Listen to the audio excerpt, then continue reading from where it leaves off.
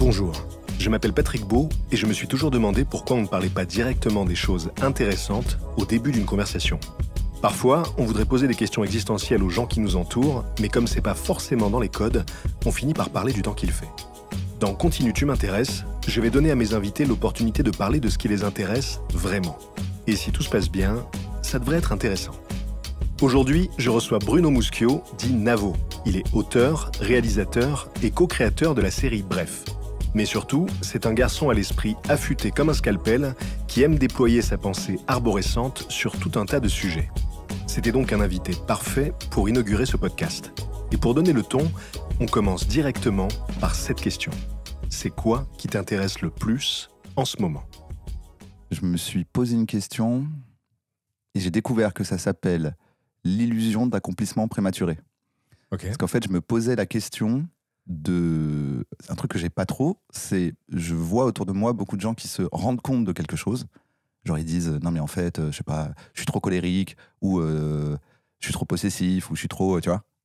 Et pour moi, quand quelqu'un dit ça, naturellement, je me dis il va arrêter du coup. Il a compris, tu vois. Et je me disais mais non mais apparemment il y a une variable que moi je connais pas et en fait c'est souvent ça. En fait je me dis à chaque fois je me dis dans les trucs il y a des variables cachées. Je suis pas du tout dans la team, tu sais, machin c'est un connard, point. Ouais. C'est non, il doit y avoir une raison que je connais pas, peut-être même que la personne en face ne connaît pas, qui fait qu'elle peut à la fois me dire j'ai compris ce truc-là, faut que j'arrête de faire ça, et qu'elle continue. Tu vois. Et donc, en me penchant sur le sujet, j'ai découvert l'illusion d'accomplissement prématuré, c'est-à-dire que quand tu comprends quelque chose, quand tu découvres pourquoi tu as une certaine attitude, pourquoi tu réagis parfois comme ça ou comme ça, tu as cette illusion parce qu'en fait, ça déclenche en toi une espèce de système un peu de récompense, etc. En fait, tu te sens récompensé. Il y a quelque chose, c'est déjà un accomplissement d'avoir trouvé, tu vois. Et du coup, ça suffit. Et donc, je regardais ce truc-là et en gros, ce que ça disait, il faut tout de suite mettre en action un truc très simple, mais qui a un lien avec ce que tu as compris de toi-même. Sinon, tu vas juste être content, en fait, tu vas commencer à aller dire à tout le monde putain, j'ai compris, en fait, c'est la faute de mon père. Parce que quand j'étais petit, nanana, nanana, nanana. Et naturellement, les gens se disent ah bah s'il a compris, c'est bon, c'est fini. Et en fait, non. Et en fait, apparemment, le meilleur moyen pour que, tu vois, par exemple, quelqu'un qui dit j'ai toujours du mal à m'excuser, maintenant, quelqu'un qui me dit ça, je dis attention à l'illusion d'accomplissement prématuré. Tu vas tout de suite essayer de retrouver quelqu'un à qui t'as pas bien présenté des excuses et fais-le. Mais un truc simple, genre t'as mal parlé à la boulangère, pars pas tout de suite sur faut que j'appelle tu vois, la personne que j'ai trahie ou mon ex. Juste la boulangère à qui t'as mal parlé, va la voir et dis excusez-moi, en fait hier je vous ai mal parlé, je voulais vous présenter mes excuses, j'étais stressé, etc. Juste parce qu'en fait en faisant ça, tu passes dans une autre étape qui est te rendre compte que c'est agréable aussi. Voilà. Et je trouve ça intéressant parce que je trouve que ça se rapproche pas mal de gens qui ont des idées et qui les exécutent pas versus ceux qui les exécutent. C'est souvent un peu, vu que j'ai tendance à exécuter quand j'ai une idée, c'est souvent le point de différence que j'ai avec quelqu'un qui va m'expliquer j'ai une super idée de film et je dis toujours bah écris-le. Mais tu sens que bah non, avoir une idée c'est déjà tellement agréable, en fait je me dis je suis trop fort, j'ai une idée. C'est en l'exécutant que tu accomplis, c'est plus dur. Mais si tu commences à le faire, et c'est pour ça que souvent je dis commence par un petit truc. Fais une micro-fiction. Tu vois, tes micro-fictions, Patrick, ceux qui ne connaissent pas les micro-fictions, je vous les conseille. Les nanofictions. Les nanofictions, pardon, excuse-moi. Les nanofictions, c'est un bon exemple. C'est quelqu'un qui dit j'ai une idée de roman, c'est une trilogie comme Le Seigneur des Anneaux. Tu dis très bien, mon ami, mais peut-être commence par faire une nanofiction. Puis 2, puis 3. Et habitue-toi au plaisir que c'est de l'avoir trouvé, exécuté, fini et de pouvoir le montrer plutôt que de passer ton temps d'ami en ami à dire j'ai eu cette idée. Et je trouve qu'il y a un peu ce truc-là, pareil dans les modes relationnels, voilà, de dire... Et comment tu appelles déjà le concept ? L'illusion d'accomplissement prématuré. Prématuré, d'accord. Donc c'est comme si le fait d'avoir conscience du travers permettait déjà de s'en dédouaner sans avoir besoin de travailler sur soi. C'est ça. Mais au-delà de s'en dédouaner, c'est que tu as une illusion d'accomplissement. Tu as l'impression que c'est un accomplissement d'avoir compris. Ça suffit déjà de comprendre. Ce qui, en soi, est pas faux, mais ce n'est pas l'accomplissement, en fait. Mais je t'avais déjà entendu dire que, avec le temps, tu as réalisé qu'il y a beaucoup de choses qui te paraissaient évidentes, mais qui ne l'étaient pas pour la plupart des gens. Ouais, je pense fait. que c'est ça. Ouais. Avancer dans la vie, c'est comprendre que absolument personne, même les gens dont tu te sens très proche, ne fonctionnent exactement comme toi. Et qu'à l'opposé, donc sur le spectre, il y a des gens qui fonctionnent pas du tout comme toi sur aucun point. Et quand tu comprends ça, c'est plus simple quand même d'aborder les relations, la vie avec les gens. Bah, C'est que tu dis, attends, comment tu fonctionnes en fait, de t'intéresser à dire, ah mais en fait, ce truc-là le blesse, alors que moi j'en ai rien à foutre. C'est peut-être mieux si je le prends en compte, au lieu de me dire, comme moi je m'en fous. Non, c'est pas normal que lui y accorde de l'importance, puisque moi j'en accorde pas. Ouais. C'est ça. Et si je peux mettre un petit truc perso entre toi et moi, Mhm. c'est un des premiers trucs que j'avais constaté chez toi, c'était cette capacité. Je me rappelle qu'un jour tu m'as dit, moi, les blagues un peu edgy, un peu méchantes, même pour rigoler, même si je sais que c'est pour rigoler. Et je me souviens, tu m'avais envoyé un message, je m'en rappelle vraiment, Carré. et je m'étais dit, ah. Et du coup, depuis, quand t'es là, je vais pas te faire une blague un peu insultante ou un peu provocatrice, parce qu'il y a beaucoup de gens qui font ça C'est pour très dire. gentil. Ouais, il y a beaucoup de gens qui ils font ça pour dire je t'aime bien, Ouais. mais il faut que la personne elle le vive comme un je t'aime bien. Ouais. Tu vois. Bah, c'est vrai que j'ai jamais été dans la culture de la vanne, Ouais. du on se casse entre potes. C'est un truc que j'ai jamais aimé. Je trouve que c'est assez représentatif de la fameuse masculinité toxique, ça. Ouais. De pas être capable entre amis de se dire au premier degré qu'on s'aime et on se sent obligé de s'insulter. Ouais. Et c'est un truc que j'ai jamais apprécié, même gosse en fait. Et c'est vrai que je continue à avoir un peu du mal avec ça. Donc c'est très appréciable que. Mais toi tu me l'avais qui- vraiment dit, Ouais. hyper bien tourné, sans être énervé contre moi, mais vraiment, je me suis dit, ah putain, c'est bien, en fait, il me dit ça, en Ouais. partant du principe, justement, que je l'ai pas fait pour être méchant.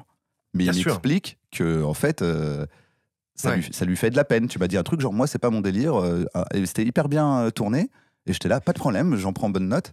Et oui, Et- parce que, ouais. en fait, quand tu connais la personne, tu sais de quel endroit ça part, quoi. Je sais que si tu grandis dans cette culture-là, c'est une manière de dire aux autres que tu les aimes, en fait. Donc, à partir du moment où Ouais, bien tu sûr. as ce filtre-là, c'est moins désagréable, mais dans l'absolu, Oui, c'est oui, vrai que c'est que tu sais, mais c'est c'est un comme truc, les ouais. gens tactiles et pas tactiles. Ouais, bien Il y a sûr. des gens pour qui être très tactile, c'est un signe de gentillesse et de bienveillance. Exactement. Et les gens qui sont pas tactiles disent, mais il me Ouais. touche tout le temps, lui, quand il me parle, j'en peux plus. Ça rejoint un peu l'idée des langages de l'amour. Tu sais qu'il y a C'est des vrai. gens qui expriment leur amour avec les gestes, d'autres avec des cadeaux, d'autres avec des mots. Et parfois, on s'imagine que tout le monde a le C'est ça. même langage amoureux que nous. Donc on se dit, ah bah s'il m'offre pas de cadeaux, ou s'il me touche pas, bah, ça veut dire qu'il m'aime pas. Mais non, c'est peut-être qu'on place l'amour ailleurs, C'est ça. en fait. Et toi, tu considères que t'es immunisé à ce travers-là, qui consiste à ne pas agir quand on prend conscience de quelque chose? Tu penses que dès que tu le réalises, tu l'exécutes? Oui, je pense. En tout cas, je sais pas si je suis immunisé, mais je pense que naturellement, je sais pas pourquoi, mais vers le début de ma vie, quand j'ai commencé à me poser des questions, naturellement pour moi, fallait. Après, peut-être aussi que j'ai pas les problèmes des autres. Ouais. C'est toujours pareil, c'est les variables et c'est peut-être plus simple pour moi de dire oh, en fait, mentir, c'est chiant, je vais arrêter de mentir et arrêter de mentir. Tu vois. Ouais. Qui est pour moi l'exemple, c'est vraiment un des premiers trucs que j'ai fait dans ma vie.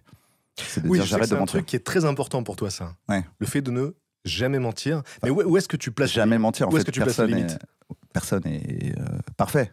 Mais en tout cas, je vois que, vu que c'est un des premiers trucs que je me suis dit dans ma vie, ça fait maintenant plus de 20 ans que je mets en place des choses pour ne pas mentir. Ouais. Ça devient un réflexe naturel, en vrai. Mais alors, où est-ce que tu places la limite? Parce que, est-ce qu'au début de ça, tu l'appliquais même, je sais pas, avec tes amis? Tu sais, si un ami te demande, bah, ça, est-ce que tu trouves que ça me va bien ou quoi? Est-ce que même là, t'étais sans pitié, tu disais non, c'est vraiment moche? C'est ça qui est intéressant, c'est qu'en fait, c'est des étapes. C'est, en fait, si à la base, t'avais pas prévu dans ta vie de te comporter comme un connard, parce que moi, j'ai un peu un problème, il y a des gens qui se revendiquent de l'honnêteté radicale.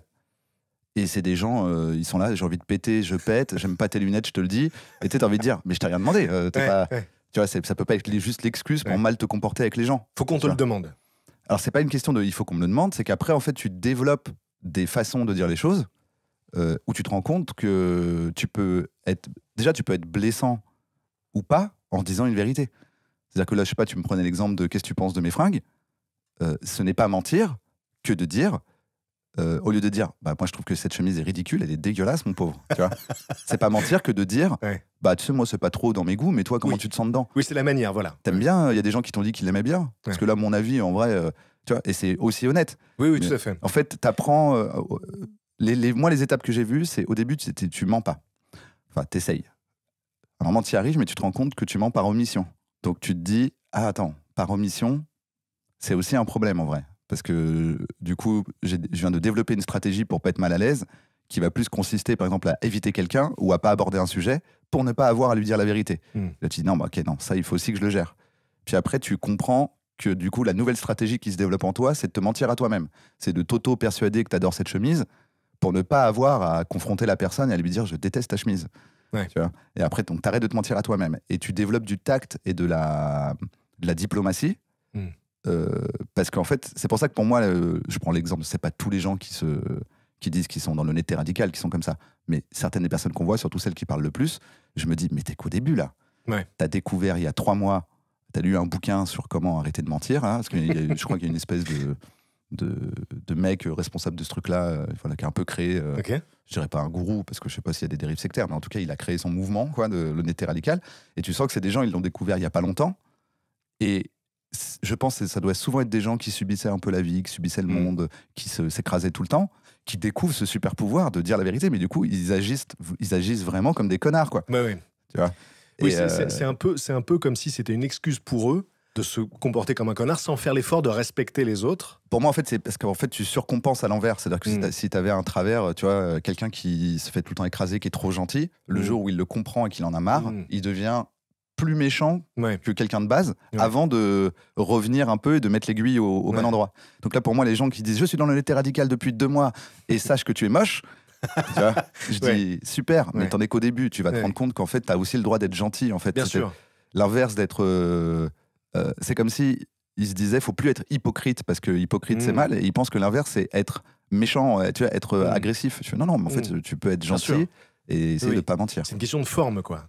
Tu peux essayer de ne pas blesser la personne tout en étant honnête. C'est ça. Sans lui mentir, bien sûr. Et surtout, moi, le truc que j'ai constaté et qui est hyper bien, c'est que ça t'empêche de faire beaucoup d'erreurs. Enfin, très souvent, quand au fond de toi, ça fait suffisamment longtemps que tu mens pas, tu sais que tu vas dire la vérité. Donc, si tu sais que tu vas dire la vérité, ça t'empêche parfois de mal te comporter. Tu vois, parce qu'en gros, tu te dis, bah non, parce que ça, je vais pas l'assumer demain. Ouais. Et donc tu le fais pas parce que tu sais que le lendemain, tu vas l'assumer parce que tu n'as pas d'autre option que de dire la vérité. Ça me rappelle un proverbe chinois qui dit « La meilleure manière pour qu'on ne le sache pas, c'est de ne pas le faire. » Exactement. Tout à fait cette idée-là. Voilà. Et tu découvres ce truc-là, ça veut dire quelqu'un qui se dit ah, quand même, j'aimerais bien, je sais pas, coucher avec la femme de Patrick. Il se dit pas de problème. Parce que demain, quand je prendrai un verre avec lui, je lui dirai pas que j'ai couché avec sa femme. Et donc, du coup, je vais trahir tout le monde, mais c'est OK, parce que personne ne le saura. Ouais, bien sûr. Alors que moi, je dis, attends, comment je vais gérer demain? S'il me pose la question. Non, parce que justement, je veux même pas mentir par omission. Donc, c'est-à-dire, je sais déjà que demain, je vais devoir te dire, je t'ai fait ça, Patrick. Et le fait de me dire que je n'ai pas d'autre choix que de l'assumer, c'est un peu comme si tu disais, il y a tout le temps quelqu'un qui me regarde. C'est moi-même et ma morale, c'est mes valeurs. Donc, il y a toujours quelqu'un qui va témoigner. Oui, bien sûr. C'est moi-même, mais ce moi-même va aller voir Patrick demain pour lui dire j'ai fait ça, je t'ai trahi, Patrick. Et donc en te disant ça, bah tu le fais pas. Et ne pas mentir, c'est aussi se libérer d'une charge mentale colossale. Aussi. Parce qu'il faut se rappeler de tous ces mensonges à chaque fois pour être cohérent. Oui, c'est ça. Et toi, tu aimes beaucoup la cohérence dans la vie. Je sais plus quel président américain a dit ça, mais il dit personne n'a assez de mémoire pour réussir dans le mensonge. Mais moi, c'est même pas pour ça. Après, c'est vrai que j'ai pas beaucoup de mémoire. Mais c'est surtout du stress en vrai. Oui, en fait, tu te libères d'un stress au-delà de devoir te rappeler de tes mensonges, c'est que tu es tout le temps pas bien. Tu es tout le temps en train de te dire que tu vas te faire griller. Tu vas te faire griller, ouais, tout à fait. Et est-ce que tu as appris quelque chose d'intéressant récemment? Voilà, une information, un fait. C'est celle-là qui fait doublon, c'est ça que j'aurais dû dire. Un truc qui t'a marqué, ça peut être un fait, ça peut être une info. Là, le premier truc qui me vient, c'est que susurrer, il n'y a qu'un S entre le U et le U. Ah, ça s'écrit susurré. Susurré, c'est bon à savoir ça. Ouais. Et du coup, j'étais là, mais pourquoi? Donc apparemment, c'est parce que ça vient d'une onomatopée latine, je crois. Latin. Une onomatopée, donc latine. Mais du coup, je me suis dit, c'est marrant, ça doit être le seul mot où il y a un S entre 2 voyelles qui se prononce et pas Z. Et j'étais là, bah non, pas du tout. Et après, tout d'un coup, je me suis rendu compte que tu avais genre tous les mots un peu composés, genre anti-système. C'est pas anti-système. Oui. Tu vois. Et en fait, il y en a plein. Et oui, il y en a pas mal comme ça. Mais c'est comme dilemme, que tout le monde prononce dilemme. Oui, c'est vrai. Oui, ça fait partie des classiques. Moi, c'est fuchsia. qui me... Ah ouais, c'est quoi le truc avec fuchsia? Bah, comment t'écris fuchsia? Moi, là, comme ça, je l'écrirais Fuschia. Ouais, alors que pas du tout. C'est Et pas c'est ça. ça qui est bizarre. Oh, c'est quoi? C'est que ça Comment s'écrit s'écrit Fuchsia. Ouais.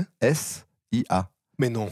Et ouais, et parce que en fait, ça vient du gars qui a découvert la fleur qui s'appelle Fuchs. Écoute, c'est magnifique. Donc Là, c'est un vrai piège. Tu nous fais un cadeau, là. Ouais. Je savais pas du tout ça. Ouais, c'est un J'ai- vrai piège. En fait, faut penser Fuchsia. Faut dire le mec D'accord. s'appelle Fuchs, Ouais. Fuchs, et il a rajouté Ya comme Dal qui a découvert le dahlia. D'accord. Alors, C'est pour ça qu'il y a un H dans Dahlia, c'est parce que c'était son nom, Dal, D-A-H. ok. Alors, je sais pas combien de fois dans ma vie j'ai écrit fuchsia, mais Ouais. ce dont je suis sûr, c'est que je l'ai toujours mal écrit. Parce que Ouais. vraiment, j'apprends aujourd'hui que c'était comme ça.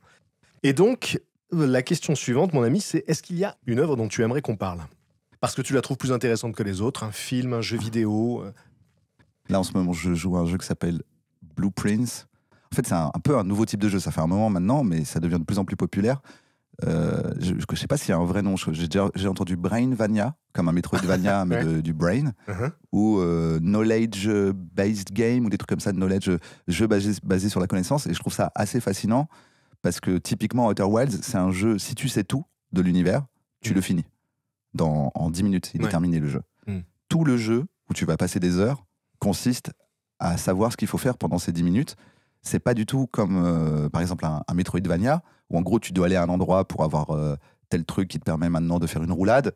Puis grâce à cette roulade, tu vas passer un petit couloir qui va te permettre d'atteindre un truc. Donc en fait, c'est un peu des systèmes de clés et de portes, où à chaque fois, tu dois aller chercher une nouvelle clé, puis comprendre comment la mettre dans une nouvelle porte.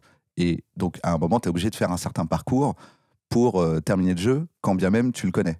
Là, ce qui est fascinant, c'est que, surtout par exemple dans le cas d'Outer Wilds, c'est tu peux vraiment le finir en 2 secondes, quoi. Enfin, Oui, pas en 2 secondes, mais en déjà, une run. t'as déjà tout dès le début. Ce qui te manque, c'est la connaissance de cet Ouais, univers. c'est comprendre ce qui se passe, qu'est-ce qui se passe dans le monde, quoi. Hmm. En fait, c'est des jeux. Outer Wilds, c'est un jeu qui ressemble beaucoup au parcours de Bill Murray dans Un jour sans fin. Oui, exactement. Tu vois. C'est À tout la fait fin, ça. tu le vois quand il maîtrise complètement la journée. Et puis finalement, le plus important, c'est qu'il comprenne sa vraie quête intérieure. C'est pour ça qu'il est imbattable, ce film. C'est assez incroyable que la personne, je ne sais pas si c'était la toute première occurrence de ce type de film, Mm. mais on va dire c'est vraiment la première que tout le monde a connue, Oui. il y a très longtemps. Et les personnes, enfin la personne, je crois qu'ils sont 2, je ne sais plus, qui a trouvé cette idée, en a fait, à mon sens, une des meilleures exécutions possibles. C'est-à-dire qu'il a, tu sais, comme les bons trucs de SF, où on te parle d'un monde, et toutes les implications qu'il va y avoir, tu dis, putain, c'est bien fait, parce qu'il a pensé à tous les tenants, les aboutissants. Et en fait, pour moi, il a fait une espèce d'œuvre un peu parfaite de qu'est-ce qui t'arrive si tu vis tout le temps la même journée. Je suis totalement d'accord. Un jour sans fin, c'est un de mes films préférés. Déjà parce que j'adore le concept. Les Ouais. films de boucle me régalent. Et comme tu le dis, c'est vrai qu'on a tous plus ou moins découvert l'idée avec ce film-là. Mais depuis, il y en a eu beaucoup. Et je trouve que l'exécution est effectivement parfaite. On a Ouais. des gens qui avaient une idée géniale et qui ont réussi à l'exploiter à la perfection. Exactement. Et donc, Ouais. du coup, tu te rends compte que dans ce type de film, c'est devenu un genre en soi, il y a que ceux qui en font, enfin, qui décalent, qui prennent ce compte. Par exemple, Edge of Tomorrow, ça marche hyper bien. Mm. Mais parce qu'en fait, c'est pas le même. C'est un film de bagarre. Tu vois, Oui. c'est un film de guerre apocalyptique contre des extraterrestres hyper puissants. Donc là, tout d'un coup, ils peuvent reprendre ce qui fonctionne déjà dans Un jour sans fin, Mm. sans que ça ait l'air d'être un copier-coller. Alors que quand quelqu'un se dit, tu sais quoi, je vais faire un jour sans fin comédie romantique, tu dis, mais c'est mort. Tu vas être confronté en permanence à essayer de pas faire comme le film d'origine et donc faire moins bien. Ouais. Si tu essayes de pas faire comme eux, tu vas faire moins bien. Et donc, comment tu twistes? Et donc, Palm Springs, ça marche très bien parce qu'ils l'ont twisté d'une autre façon. Et la première saison de Poupée russe, Russian Doll, Mhm. pareil, ils l'ont twisté d'une autre façon, où Ouais. à chaque fois tu dis ils ont rajouté quelque chose, mais tu Oui. te rends compte que tu ne peux pas. C'est un peu comme de dire je vais faire un truc où il y a un elfe, un orc, tu vois, Exactement. un nain. Un jour sans fin, c'est un peu les Simpsons du film de boucle, quoi. Voilà. Si- C'est qu'est-ce que si- tu rajoutes Si pour tu, que ce soit autre rajoutes, chose. si tu rajoutes rien, tu pourras pas faire mieux que ce qu'ils ont déjà fait. Ouais. Et il y a aussi une variante, très souvent, dans ces œuvres-là, c'est la durée. Donc, Un jour sans fin, c'est une journée. Ouais. Il y en a qui sont dans des boucles de 10 minutes, il y en a qui sont dans Ouais. des boucles plus longues. Et Il y en effectivement, a où ça, tu boucles ça change la donne. que si tu meurs. Ouais. Puis il y a un jeu, on en parlait tout à l'heure d'ailleurs, qui s'appelle 12 minutes. C'est une boucle de 12 minutes. Ouais. Voilà. Donc ça change complètement À Outer Wilds, les données. tu te rends rapidement compte.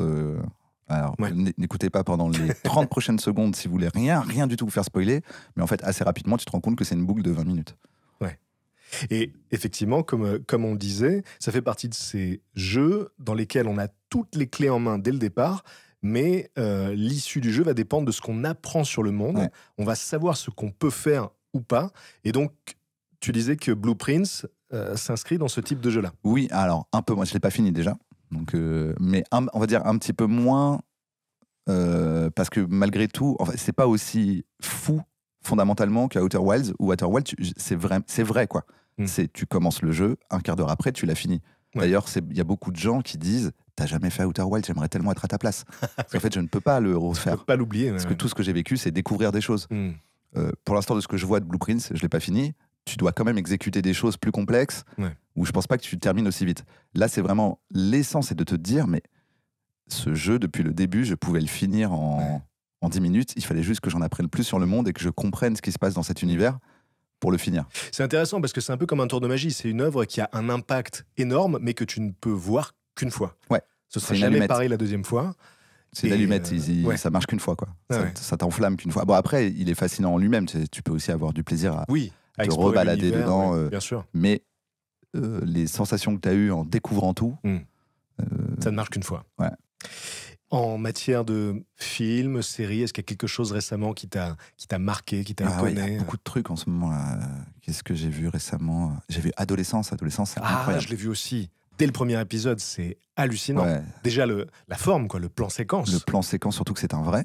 Ouais. Ça veut dire que moi, je l'ai regardé sans savoir. Et je me suis dit, putain, ils ont bien caché les cuts. Les cuts. Et en fait, non, ils ont vraiment relevé le défi de le tourner. Et en plus, dans des contextes pas faciles, avec des extérieurs, des intérieurs, des sorties, des machins, des enfants, acteurs.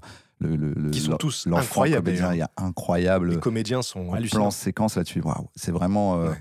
Ça a dû être. Bon, en tant que réal, je le vois, je me dis, mais ça, c'est des répétitions. Parce qu'en gros, quand tu dois faire ça, tu fais des segments. C'est-à-dire que tu répètes les segments. Puis après, tu pousses un peu plus. Tu dis, OK, maintenant, on a fait les 5 premières minutes. On les refait jusqu'à ce qu'on les ait bien. Maintenant, on fait les 5 suivantes jusqu'à ce qu'on les ait bien. Maintenant, on essaye de faire les 5 avec les 5. Allez. Et à un moment, tu dis, allez, c'est parti.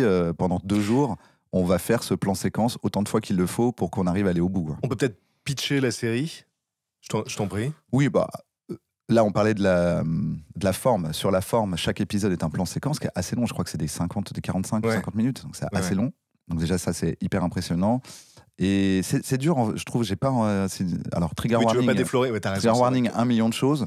Mais voilà, je le conseille. Mais si vous avez certains triggers, allez voir les Trigger Warning. Je les dis pas pour pas spoiler, mais je trouve que le fait de rien savoir et de démarrer comme ça, voilà. Je peux dire les 2 premières minutes, quoi. Ça veut dire que c'est des keufs qui débarquent dans une famille, qui défoncent la porte pour. Voilà. Je pense qu'on peut s'arrêter là, parce que très très vite il y a un choc d'entrée de jeu qui t'attrape et qui ne te lâche plus jusqu'à la fin de la série. Et je crois que c'est 4 épisodes, donc c'est une mini-série, et jusqu'au bout c'est haletant, quoi. On ne décroche pas une seconde. C'est impressionnant. C'est incroyable.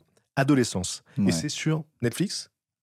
C'est sur Netflix. Et entre les deux, je sais pas si tu as déjà joué à Immortality. Là, j'ai fait Immortality. C'est incroyable. Je vois ce que c'est, mais j'y ai pas joué. Ah, mais c'est incroyable. Je m'attendais pas à ce que... Tu sais, souvent, quand on me dit c'est un jeu vidéo, mais c'est aussi un film, parce qu'en gros, c'est de la prise de vue réelle, tu dis oui. Tu vois, c'est souvent un peu mal joué.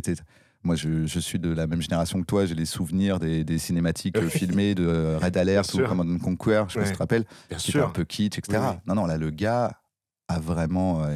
C'est sur une actrice, hein, c'est ça? En gros, tu accèdes au rush de 3 films qui ne sont jamais sortis, qui ont la même actrice, et tu essaies de comprendre ce qui se passe. Donc c'est une espèce d'enquête. Pour le coup, ça demande aucune dextérité avec une manette, quoi. Quelqu'un qui a jamais joué à un jeu vidéo mais qui aime bien les films va péter un plomb, parce que c'est un film dans les années 60, un film dans les années 70 et un film dans les années 90, fin des années 90. Donc tu as une espèce de, je sais pas comment on appelle ça, une épopée romantique. En gros, tu suis un prêtre qui rencontre une femme qui le détourne du droit chemin. Puis tu as une espèce de film policier roman noir, tu vois. Et après, tu as un thriller années 90. Les 3 sont hyper bien faits. Et donc, de rush en rush, vu qu'ils ne sont pas dans l'ordre, déjà, tu découvres les films. Mais comme c'est des rushs, c'est-à-dire les rushs, pour ceux qui ne savent pas, c'est la prise de vue dans sa totalité. Quand on voit le clap, jusqu'au moment où on dit couper, c'est un rush. Euh, mais du coup, vu que tu as avant le clap et après le coupé, avant qu'on coupe la caméra, tu entends des choses, tu vois des interactions entre des comédiens, tu vois. Donc déjà, tu as cette partie-là, mais en vrai, il y a encore plus de profondeur que ça. Donc déjà, tu découvres les 3 films qui sont hyper bien, où au début, tu es complètement perdu. Voilà. Les films sont vraiment bien. Ils C'est sont pas bien. un prétexte pour mener l'enquête, c'est vraiment des œuvres en soi, quoi. Ouais, c'est ça. Ah ouais.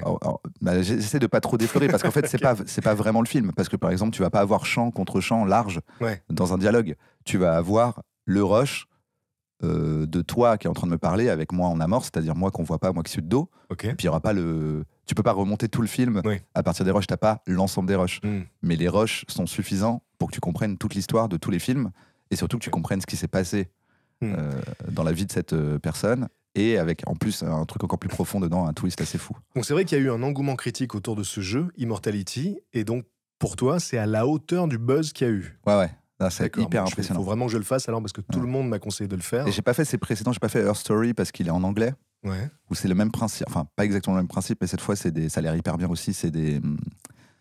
J'ai perdu un mot. C'est des interrogatoires d'une Ok. femme, où en gros, d'interrogatoire en interrogatoire, tu essaies de comprendre ce qui s'est passé. D'accord. Et donc oui, le créateur du jeu fait partie de ces auteurs du jeu vidéo, un peu comme Davey Redden pour The Stanley Parable ou notre ami que tu aimes tant, Jonathan le créateur Blow. de Jonathan Blow, voilà. Ça fait partie de ces auteurs du jeu vidéo, quoi, qui apportent vraiment une identité. Oui, c'est ça, Dans ce qu'ils font, quoi. c'est pas des blockbusters. Ouais. En l'occurrence, là, vu que c'est son 3e jeu, tu sens qu'il a quand même eu les moyens. Je crois qu'il y a 90 jours de tournage, tu as vraiment une Ah oui. flopée de comédiens, et les comédiens sont incroyables. C'est-à-dire que je pense qu'on va les revoir. Ils ont gagné pas seulement des. Tu vois, l'actrice principale a pas seulement gagné des Game Awards, elle a aussi gagné genre des BAFTA et des trucs comme ça, quoi. Ah oui, d'accord. Ouais. Bon, faut vraiment que je le fasse. Et d'ailleurs, puisqu'on parle des acteurs et des actrices du jeu, est-ce que tu peux me citer une personne que tu trouves particulièrement intéressante et pourquoi? Donc, quel que soit le domaine, par son parcours, par sa manière par ses créations.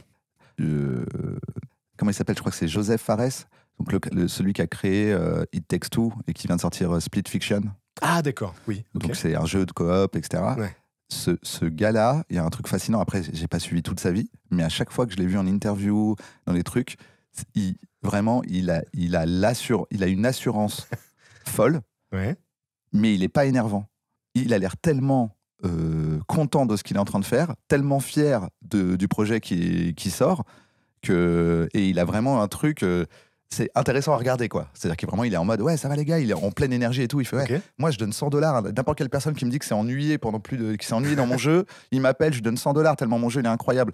Et il disait ça à l'époque de It Takes Two. Donc il disait, ok, il est en train de vendre son truc. Tu It vois. Takes Two, qui était donc un jeu qui se jouait à 2, C'est ça. qui était une espèce de jeu de plateforme, non? C'est pas ça? En fait, c'est un jeu. En fait, t'es obligé de coopérer, c'est-à-dire que tu peux pas y jouer tout seul, ou alors faut que tu prends 2 manettes et ça devient un défi. J'imagine qu'il y a des gens qui ont dû le faire en.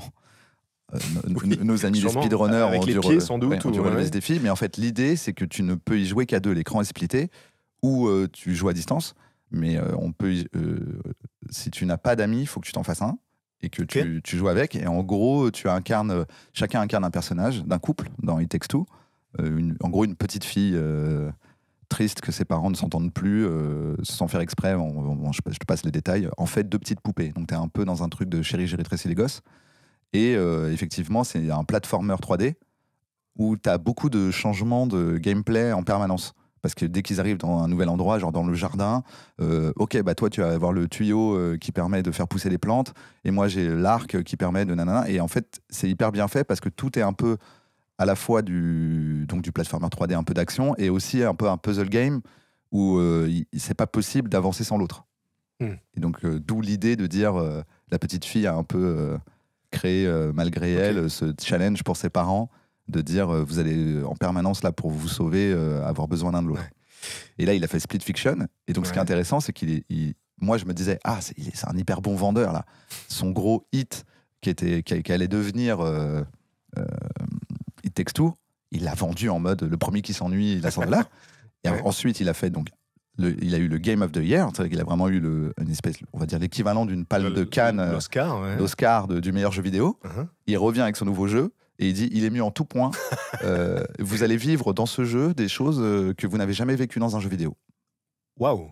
Et après, je lis Sacré les pari, tests, ouais. tu vois, je regarde un peu les tests, et les gens qui testent disent on peut pas vous spoiler, mais on a effectivement vécu des choses qu'on n'avait jamais vécues dans un jeu vidéo. Tu fais quoi? Génial. Ah Alors, ouais, quelle belle s'a- assurance. comment il s'appelle, tu dis? Je crois que c'est Joseph, je crois que j'oublie son prénom, Joseph Fares. Joseph Fares. Parce que personnellement, très souvent, tu vois, je me passionne pour une personne. Alors ça peut être des gens que je découvre ou des gens que je connaissais déjà, mais dont j'avais jamais vraiment creusé le profil. Et du coup, je me fais comme ça des cycles d'interviews de ces gens que Ah je oui. trouve intéressants. Après, j'ai pas creusé plus que ça. Ça se trouve, creuse sur Joseph Fares. Et Bah, du après, coup, tu me là, préviens, tu dis, il est hyper problématique en fait. Et je fais, ah merde. Mais en tout cas, ça me donne envie de voir Ouais. des interviews de ce mec-là. Ouais. Mais surtout, il y a un truc, c'est vraiment juste sur la forme, quoi. Enfin, la forme et le fond, en vrai. Mais ça m'a fasciné de voir quelqu'un. Tu sais, parce que je me dis, mais je crois pas que c'est possible qu'il énerve quelqu'un. Tu sais, par exemple, des gens très assurés, genre Alexandre Astier. Il y a des gens qui. Ça les énerve. Moi, j'adore. J'adore les gens sûrs d'eux. Je suis sûr de moi, je suis content. Mais je sais qu'il y a des gens que ça énerve. Là, lui, quand je le vois, j'ai l'impression qu'il est. Il n'y a pas ce truc où tu dis, il a l'air de prendre les gens de haut. Il est juste dans son énergie. Ouais. Ça a l'air juste vrai. Il se dit, c'est du génie ce que je fais, c'est génial. C'est vraiment. On a fait une bombe Oui, il est avec mes sincère, équipes. ouais, Et tu d'accord. le sens une sincérité. Alors, je dis pas qu'Alexandre n'est pas sincère. Hein, il est très sincère aussi. Bah d'ailleurs, si je Mais, peux faire une parenthèse, vous qui nous écoutez, n'hésitez pas à aller voir l'entretien que j'ai fait avec Oui, je l'ai regardé, Rémi il et est Alexandre super. Astier, merci, sur la chaîne YouTube qui dure 1h37 et qui est très intéressant. Tu vois, C'est là, sur tu ma l'as- chaîne, donc je vais tu pas vois, vous dire tu l'as le dit, contraire. ça avait l'air sincère. Oui, oui, Il y avait un c'était- côté Joseph Fares. C'est exceptionnel ce que j'ai fait. C'était très sincère. Non, mais c'est surtout lui. Hein. Moi, je lui pose juste des questions. Mais quelle question. Est-ce que, cher Bruno, tu peux me parler d'une des expériences de vie les plus intéressantes que tu aies vécues? Alors, ça peut être dans ton métier, ça peut être dans ta vie personnelle, une expérience qui Une t'a marqué. expérience qui m'a marqué. Un truc qui m'a marqué dans mon enfance, c'est quand ma mère m'a annoncé que mon père avait une fille avec laquelle il était fâché. Oh. Donc j'étais, je sais plus quel âge j'avais, mais je devais au moins, j'avais l'âge de comprendre, quoi, tu vois.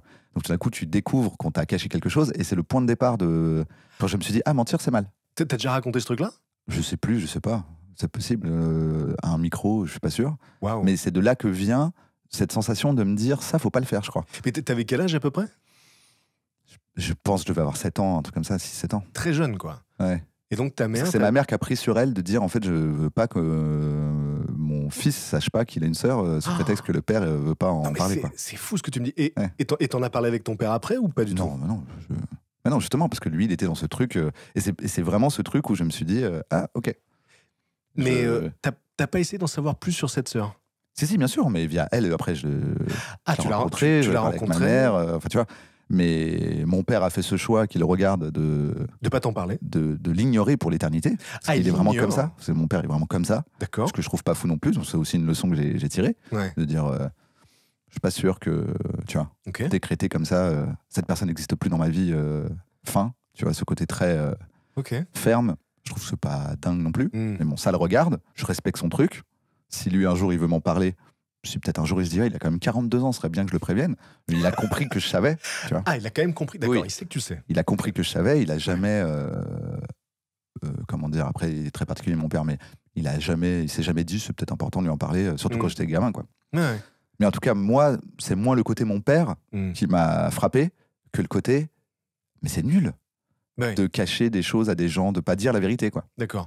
Donc oui, à la source de ce besoin chez toi de dire la vérité, il y a ce trauma d'enfance quand même. Ouais. Mais au-delà Ouais. d'un besoin, je le vois pas comme un besoin, je le vois comme la bonne solution à un problème que j'ai vu chez les autres. Hmm. Tu vois. Donc les délires de cadavres dans le placard de toutes les familles, là, moi je suis en mode non. Oui, c'est voilà, bon. toi tu veux pas de ça du tout, quoi. Ouais. Bah, je trouve Ouais. qu'en fait, ça ne marche pas, en fait, ça fonctionne pas. Ah bah c'est clair. Tu vois, parce que Ouais. du coup, en faisant ça, il se coupe aussi de la possibilité que des gens lui posent des questions, lui demandent tu vois, Hmm. pourquoi, comment, est-ce que tu regrettes, quoi, tu vois. Hmm. Oui, pour le coup, ça a été vraiment une expérience déterminante dans ta vie. Ouais, bah en C'est tout cas, vraiment un truc, ouais. c'est d'aussi loin que je me souvienne, c'est ce Ouais. moment, ça et une autre aventure, un autre truc vers l'âge de 16 ans où là c'est plus les trucs classiques, genre ton meilleur pote chope ta meuf, ou tu vois, il y a une tromperie, un truc. Ok. C'est les deux éléments où moi je me dis, ça c'est vraiment deux moments où je me suis dit, Mm. mentir vraiment, Hmm. c'est nul. Ouais. C'est vraiment, je pense que c'est, vu tout ce qui découle de ne pas mentir, je me dis, si tu supprimes le mensonge, contrairement au film de Ricky Gervais qui est rigolo, mais qui est un peu moyen, qui s'appelle. Je crois qu'en français, c'est Un monde sans mensonge, un truc comme ça. Je l'ai plus le titre là, mais oui. D'accord. L'ail, il y a l'ail dedans. Hmm. un monde où le mensonge n'a jamais existé et on suit quelqu'un qui découvre que c'est possible. Et ça devient un super pouvoir pour lui, Ouais, voilà. parce que tout le monde le croit. Parce que tout le monde le croit sur parole. C'est the invention of lying. Voilà, c'est ça, parce qu'il invente le mensonge. Mm. Mais en vrai, techniquement, alors c'est quasiment impossible, je pense, à part peut-être quelqu'un comme Philippe Cadic, ou de réellement créer ce monde-là. Parce qu'en fait, ça a tellement d'implications. C'est ça que tu te rends compte. C'est-à-dire qu'il a choisi ses thèmes, quoi. Genre la religion, on sait que c'est pas vrai, parce que lui, il est anti-religion. Donc, tu vois, donc il y a tout un truc où tu dis, oui, bon, t'as dû choisir. Mais en fait, dans l'absolu, si tu supprimes le mensonge, le monde ne marche pas exactement comme il l'a montré lui. Il en a fait une blague. Moi, j'étais là, il y a un film là-dessus. Et est-ce que par rapport à ça, tu t'es déjà retrouvé dans un dilemme, dans le sens où dire la vérité aurait entraîné trop de complications et à contre-cœur, t'as dû mentir à quelqu'un? Oui, c'est tout. Ouais. Alors, je sais pas si j'ai un souvenir. Déjà, il y a une chose, c'est que justement, toujours dans ce truc de si tu me confies quelque chose, c'est ton choix que d'autres gens soient pas au courant. C'est pas le mien. Donc là, par contre, je suis le meilleur des menteurs. C'est-à-dire que je mens pour couvrir quelqu'un qui me fait confiance. Alors là, je suis le meilleur des menteurs. Okay. Je vais avoir plutôt tendance à dire attention à ce que tu es en train de me dire, parce que tu sais que moi, j'aime pas mentir, me mets pas dans une position inconfortable. Je serais obligé de mentir. Je le vis pas bien, tu vois, genre, tu vois, un pote et une pote, tu vois, deux personnes que j'aime beaucoup, qui sortent ensemble, qui commencent à me raconter les secrets de l'un, tu vois, le dis pas à lui, le dis pas à elle, je suis plus en mode désolé, là-dessus, je vais pas être votre ami. Je crois pas qu'il faut que vous vous cachiez les choses, donc ne faites pas de moi le complice parce que je vous aime beaucoup tous les deux. Par contre, tu me racontes un truc, tu dis, ne serait-ce que parce qu'on est connus, tu vois, Kian me dit quelque chose, c'est pas parce qu'un journaliste de Voici ou de Pure People vient me poser la question que je le dis tout. Il dit, alors il est comment Kian? Il est comme ça, il est comme ça. Et il gagne combien? Il gagne ça. Et alors il sort avec qui? Il fait quoi? C'est quoi sa sexualité? Et je balance tout et après j'ai à Kian. Désolé, comme tu le sais. Je peux pas mentir. Je ne mens pas. Non. Quand il s'agit de couvrir les gens, en fait, ça peut me mettre dans des dilemmes. J'ai l'impression qu'au-delà du mensonge, le cœur de ce comportement-là, c'est ton éthique personnelle, tout simplement, en fait. Oui, non, bien sûr, mais sauf que mon éthique, elle s'est construite beaucoup avec au cœur. Je me suis rendu compte, c'est ça que je disais, en fait, c'est que le mensonge, et j'y reviens, tu vois, si tu supprimes le mensonge de nos interactions, je pense que tout va beaucoup, beaucoup, beaucoup mieux. Tu vois, ne serait-ce que parce que tes hommes et tes femmes politiques ne peuvent pas te mentir pour que tu votes pour eux, que toi, tu ne peux pas mentir aux gens autour de toi, ton manager ne peut pas te manipuler, tu vois, déjà même le monde du travail, je pense, tel qu'il est conçu actuellement, s'effondre complètement, parce qu'en fait, t'arrives, tu dis, mais moi, j'ai pas envie de travailler là, mais moi, enfin, tu vois, si t'essayes vraiment de pousser le truc jusqu'au bout et que tu te rends compte que toutes les interactions, alors il y a beaucoup de gens qui disent, c'est un mal nécessaire pour bien s'entendre. Et je comprends, mais c'est un mal nécessaire pour bien s'entendre dans le monde où on se trouve actuellement. Mais le monde où on se trouve actuellement serait tellement différent, c'est tellement presque impossible à imaginer, que forcément, Exactement. Un peu comme quand on dit à bas le capitalisme et que les gens n'arrivent pas à s'imaginer une autre possibilité d'interaction entre les gens. Si on imagine une timeline parallèle de notre histoire, dans laquelle, à un moment donné, l'humanité aurait décidé comme ça, d'une seule voix, de ne plus mentir, effectivement, je pense que l'Uchronie serait exceptionnelle, parce que le monde actuel n'aurait plus rien à voir. C'est inimaginable. Ah oui. Tu vois, parce que c'est au cœur de nos interactions, en fait. Le spectre du mensonge, avec toutes ses nuances, ça peut être un petit truc pour ne pas blesser. Oui, c'est pour ça que je te dis, nul n'est parfait. Ce serait justement mentir que de dire je ne mens jamais. Tu vois. Bien sûr. Et donc oui, après des dilemmes, c'est tout à fait... Oui, voilà. Mais disons qu'à force, les gens savent. Mes proches, les gens autour de moi, ils le savent. Ils savent que je vais dire la vérité. Donc, un ami peut décider en son âme et conscience de ne pas me parler de quelque chose parce qu'il n'a pas envie d'entendre la vérité. Pour le moment, il est dans une phase où il a besoin... Il dit non, mais là, la vérité. Il doute peut-être lui-même de son propre truc. Je suis capable de soutenir quelqu'un et de ne pas la ramener en permanence, mais parfois je sens que on va plus venir me parler au moment où on a envie de s'activer, parce qu'on a besoin d'entendre la vérité, qu'au moment où on a envie un peu de se mettre la tête dans le sable, où là ça va pas être trop pour ça qu'on m'appelle, quoi. Ce qui est intéressant aussi, c'est que ce sera ta vérité. Donc les gens savent qu'en te posant la question, tu seras honnête. Mais ce sera ton point de vue. Oui, c'est ça. Donc, j'ai pas la science infuse. C'est toujours que ma vérité. Et puis, quand je disais je me retrouve à mentir pour couvrir quelqu'un, c'est vraiment dans des situations particulières. Parce que ce n'est pas mentir que de dire aux journalistes de Pure People je ne souhaite pas répondre à des questions sur la vie intime de Kian. Bien sûr. Je suis pas en train de mentir quand je dis ça. Tu vois. Mais parfois, dans des trucs très compliqués, des choses assez complexes, de négociation par exemple, j'essaie toujours de trouver la voie du moindre mensonge, mais je sais très bien négocier. Et tu sais que tu peux pas jouer à carte sur table quand tu es en train de négocier quelque chose avec, tu vois, un diffuseur. Tu vois, il y a quand même dans la négo que j'ai appris assez tôt parce que je travaille avec mon père et qu'il est vendeur, donc j'ai appris à négocier. Dans la négo, il y a une part de mensonge. J'essaie toujours d'en faire pas un mensonge. Je pense qu'il y a des très très bonnes négos où tu peux vraiment dire toutes les vérités et que même limite ça peut être déstabilisant dans la négociation. Tu vois, de te retrouver avec quelqu'un qui, au lieu de dire je veux 30 000 parce qu'il sait qu'il doit arriver à 15, dit en fait, moi j'aime pas mentir ni rien. Donc voilà, mais parfois tu es obligé parce que si en face de toi tu as quelqu'un qui veut négocier, qui va. Tu dois t'adapter aux règles. Oui, mais je considère que la c'est négociation, comme c'est une arme, comme jouer au loup-garou. Il faut que tu te battes à armes égales. Ouais. Je perds pas au loup-garou sous prétexte que je veux pas mentir. J'accepte que c'est le. Oui. Ce serait comme de dire. Les règles sont différentes. Je vais pas taper quelqu'un dans la vie, mais bon, si je fais de la boxe, là on a. Bien sûr. D'accord que c'est les règles. Je considère que la négociation, c'est un set de règles où les deux. En tout cas, c'est comme ça que je l'ai appris. Les deux sont d'accord pour dire t'es en train de me tuer avec ce que tu me demandes. Non, toi t'es en train de me tuer. Voilà. Donc moi j'ai vraiment appris à négocier avec des Italiens. Voilà. C'est hyper intéressant. Ça peut être d'ailleurs une première digression qui nous fait sortir de la base de questions. Je pense qu'on en fait déjà pas mal. Hein. Je pense aussi. T'imagines la taille de la digression. Là depuis tout à l'heure on en faisait pas. En fait c'est le concept du podcast, je pense, que je vais appeler digression finalement. J'aimerais rebondir moi sur cette histoire de règles parce que c'est un truc dont je t'ai déjà entendu parler. Le fait qu'on peut considérer la société, les sociétés dans lesquelles on vit comme un ensemble de règles du jeu, et on décide de jouer au jeu de telle ou telle manière. Oui, mais en vrai, si tu regardes bien, si tu prends un peu de recul, c'est que ça. C'est-à-dire que des choses qui nous semblent parfaitement évidentes ne sont que des règles, que ce soit ne serait-ce que l'argent. L'argent, c'est vraiment, on s'est tous mis d'accord à un niveau quasiment de toute l'humanité, à part quelques peuples, pour dire ce bout de papier, et même maintenant, ces numéros, ces chiffres écrits sur un ordinateur géant ont une valeur et ça va nous faciliter les choses. Si on est tous d'accord, l'argent ne repose que sur la confiance. Bien sûr. Et d'ailleurs, il suffit d'imaginer que c'est pas l'argent, que c'est pas les billets, les pièces telles que tu les connais depuis tout le temps et pas les comptes en banque, que je te propulse dans un autre peuple. Qui a d'autres règles, même si c'est le même système de règles, mais rien que de dire, il va te dire, je te donne 2 coquillages et toi tu me donnes ta maison, tu vas dire non. Ouais. Ben non, je me fais avoir. Il dit non, mais les coquillages coûtent ta maison. Oui. C'est-à-dire qu'après, toi, ces 2, tu vas pouvoir en prendre un pour t'acheter une bagnole et l'autre, il va bien vouloir. Parce que tu vas échanger contre un coquillage. Parce que c'est un autre jeu, c'est comme passer du Monopoly au 1000 bornes. Tu joues à un autre jeu, donc c'est d'autres règles. Mais tu vois, si là je te le remplace par des coquillages, ça te fait un peu bugger. J'ai peur en fait, je crois que je me fais carotte. J'ai besoin de l'assurance qu'absolument tous les gens de ce peuple accordent cette valeur à ce coquillage. Sinon, je me suis fait avoir. Bien sûr, alors que concrètement, finalement, les billets qu'on utilise n'ont pas plus de valeur dans l'absolu que ce coquillage-là. Peut-être même moins. Peut-être même moins. Donc, oui. Et donc, ce genre de choses, c'est tu te rends compte que les humains vivent ensemble. C'est la base. Même, en vrai, même quelqu'un qui est en haut d'une montagne depuis 20 ans, qui te dit « je suis en haut d'une montagne depuis 20 ans », tu dis « comment viens-tu de faire pour me le dire ?» Bien sûr.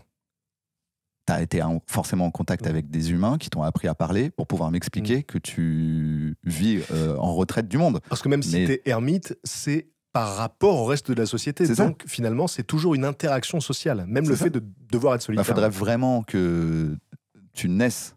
Ta mère te sort d'elle, elle te prend, elle te jette au loin en haut d'une montagne pour que ce soit vrai. Ouais, exactement. Tu as fait ce choix, mais tu es en train de me le dire. Donc si tu es en train de me le dire, c'est que déjà il y a eu des humains qui t'ont appris à parler, qui t'ont appris parce que tout ça c'est aussi des conventions. Tu es capable de faire des sons dans un certain ordre et c'est des humains qui te l'ont appris, tu vois. Donc en fait les humains par définition, même ceux les plus reclus, vivent au contact des autres humains. C'est vraiment la base. C'est la base de notre espèce. C'est la base de notre espèce. On est des animaux sociaux. Voilà. Et c'est un truc qui me frappe souvent quand j'entends des gens dire moi, j'aime pas les gens, je suis misanthrope, je suis ci, je suis là.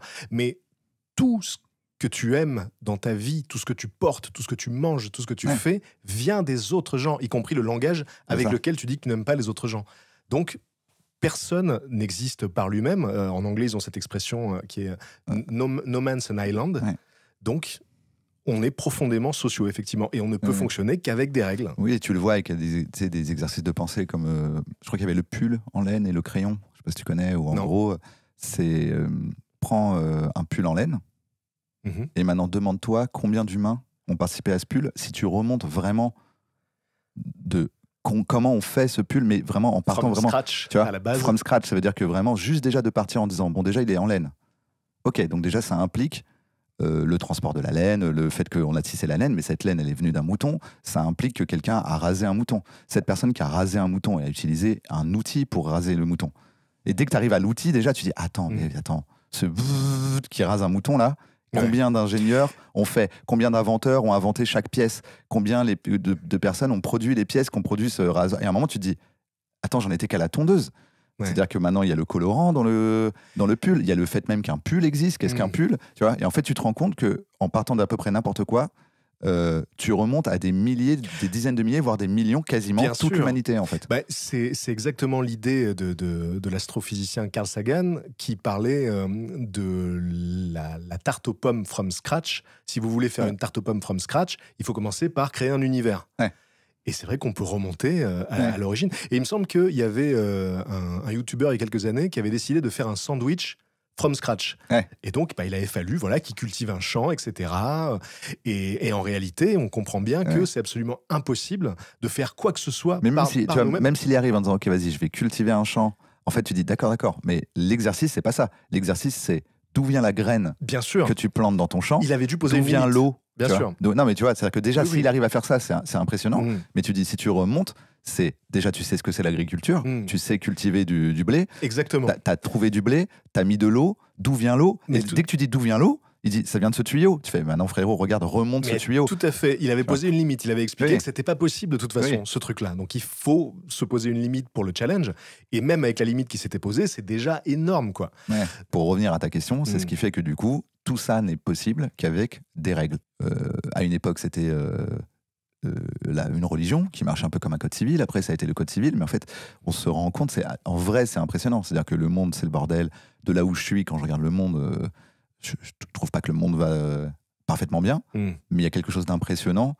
Ça me le fait souvent, quoi. C'est genre, je monte dans le métro et je me dis, c'est quand même impressionnant à quel point c'est vraiment organisé là. C'est-à-dire qu'on a vraiment créé un train sous la terre. Il y a quelqu'un qui a dit « Ok, contre le papier imaginaire qui a une valeur, je veux bien construire ce train. » Un autre qui a dit « Moi, je veux bien le conduire, je veux bien le... » Et tu dis, et on a réussi à organiser tout ça. On est quand même pas mal. Parce qu'on est vraiment beaucoup et on n'est pas tout le temps en train de s'entretuer à chaque instant, quoi. Moi, j'y pense très, très souvent. Je me dis, waouh, c'est quand même incroyable. On est une espèce incroyable quand on prend un peu de recul sur chaque truc du quotidien. Mais on a les défauts de ces capacités-là, quoi. Ça veut dire que du coup, ça prend des proportions, des règles, voilà. Donc là, moi, j'étais là dans mon délire à parler du capitalisme, etc. Mais tu dis, en fait, là, maintenant, on est clairement dans un truc où c'est la règle imposée, c'est celle qui s'est imposée un peu d'elle-même, mais qui a été aussi imposée par des gens, et qui maintenant la maintiennent, et qui la dévoient du fait que c'était juste un set de règles organisationnelles, conventionnelles pour qu'on s'entende, qu'en font de l'ultralibéralisme, etc. Et donc en fait, c'est cette sensation de dire, ah, ça marchait à peu près pas mal, la règle du Monopoly, mais là, on est au 40 millième tour. Ça fait quand même longtemps que c'est les mêmes et tout d'un coup on dit mais comment on fait pour changer les règles? Il y a des patchs, en fait, c'est un peu comme des patchs permanents, quoi. Et tout d'un coup tu te rends compte les patchs ne sont pas choisis réellement à la majorité. Tu vois, ils sont choisis avec plein de biais. Donc voilà. Donc oui, tout n'est que règles. Et quand tu comprends ça, je pense que c'est bien parce que tu te rends compte qu'il n'y a jamais rien à perdre à bien préciser les règles. Que ce soit dans tes relations amoureuses, dans tes relations amicales, dans tes relations de travail. Dans toutes les relations qui existent, si tu essayes de bien te rappeler comment fonctionne à la base un humain, il faut appliquer des règles. Et les règles qui, soi-disant, vont sans dire, vont toujours mieux en les disant. Exactement. Parce que tu découvres... c'est un peu comme réexpliquer le jeu à quelqu'un qui vient d'apprendre et qui en fait, c'est surtout que c'est le cul de chouette. C'est-à-dire que tu dis... chacun joue à une variante légère du même jeu, mais personne ne joue réellement avec les mêmes règles. Les règles ont été transmises, ça arrive souvent. À la base, toi, tu voulais faire un poker, tu t'assois, on te donne 5 cartes, tu dis, mais c'est pas 2 Oui, tu vois. Ah non, mais moi, je joue pas le Texas Hold'em, moi, je joue... Tu vois.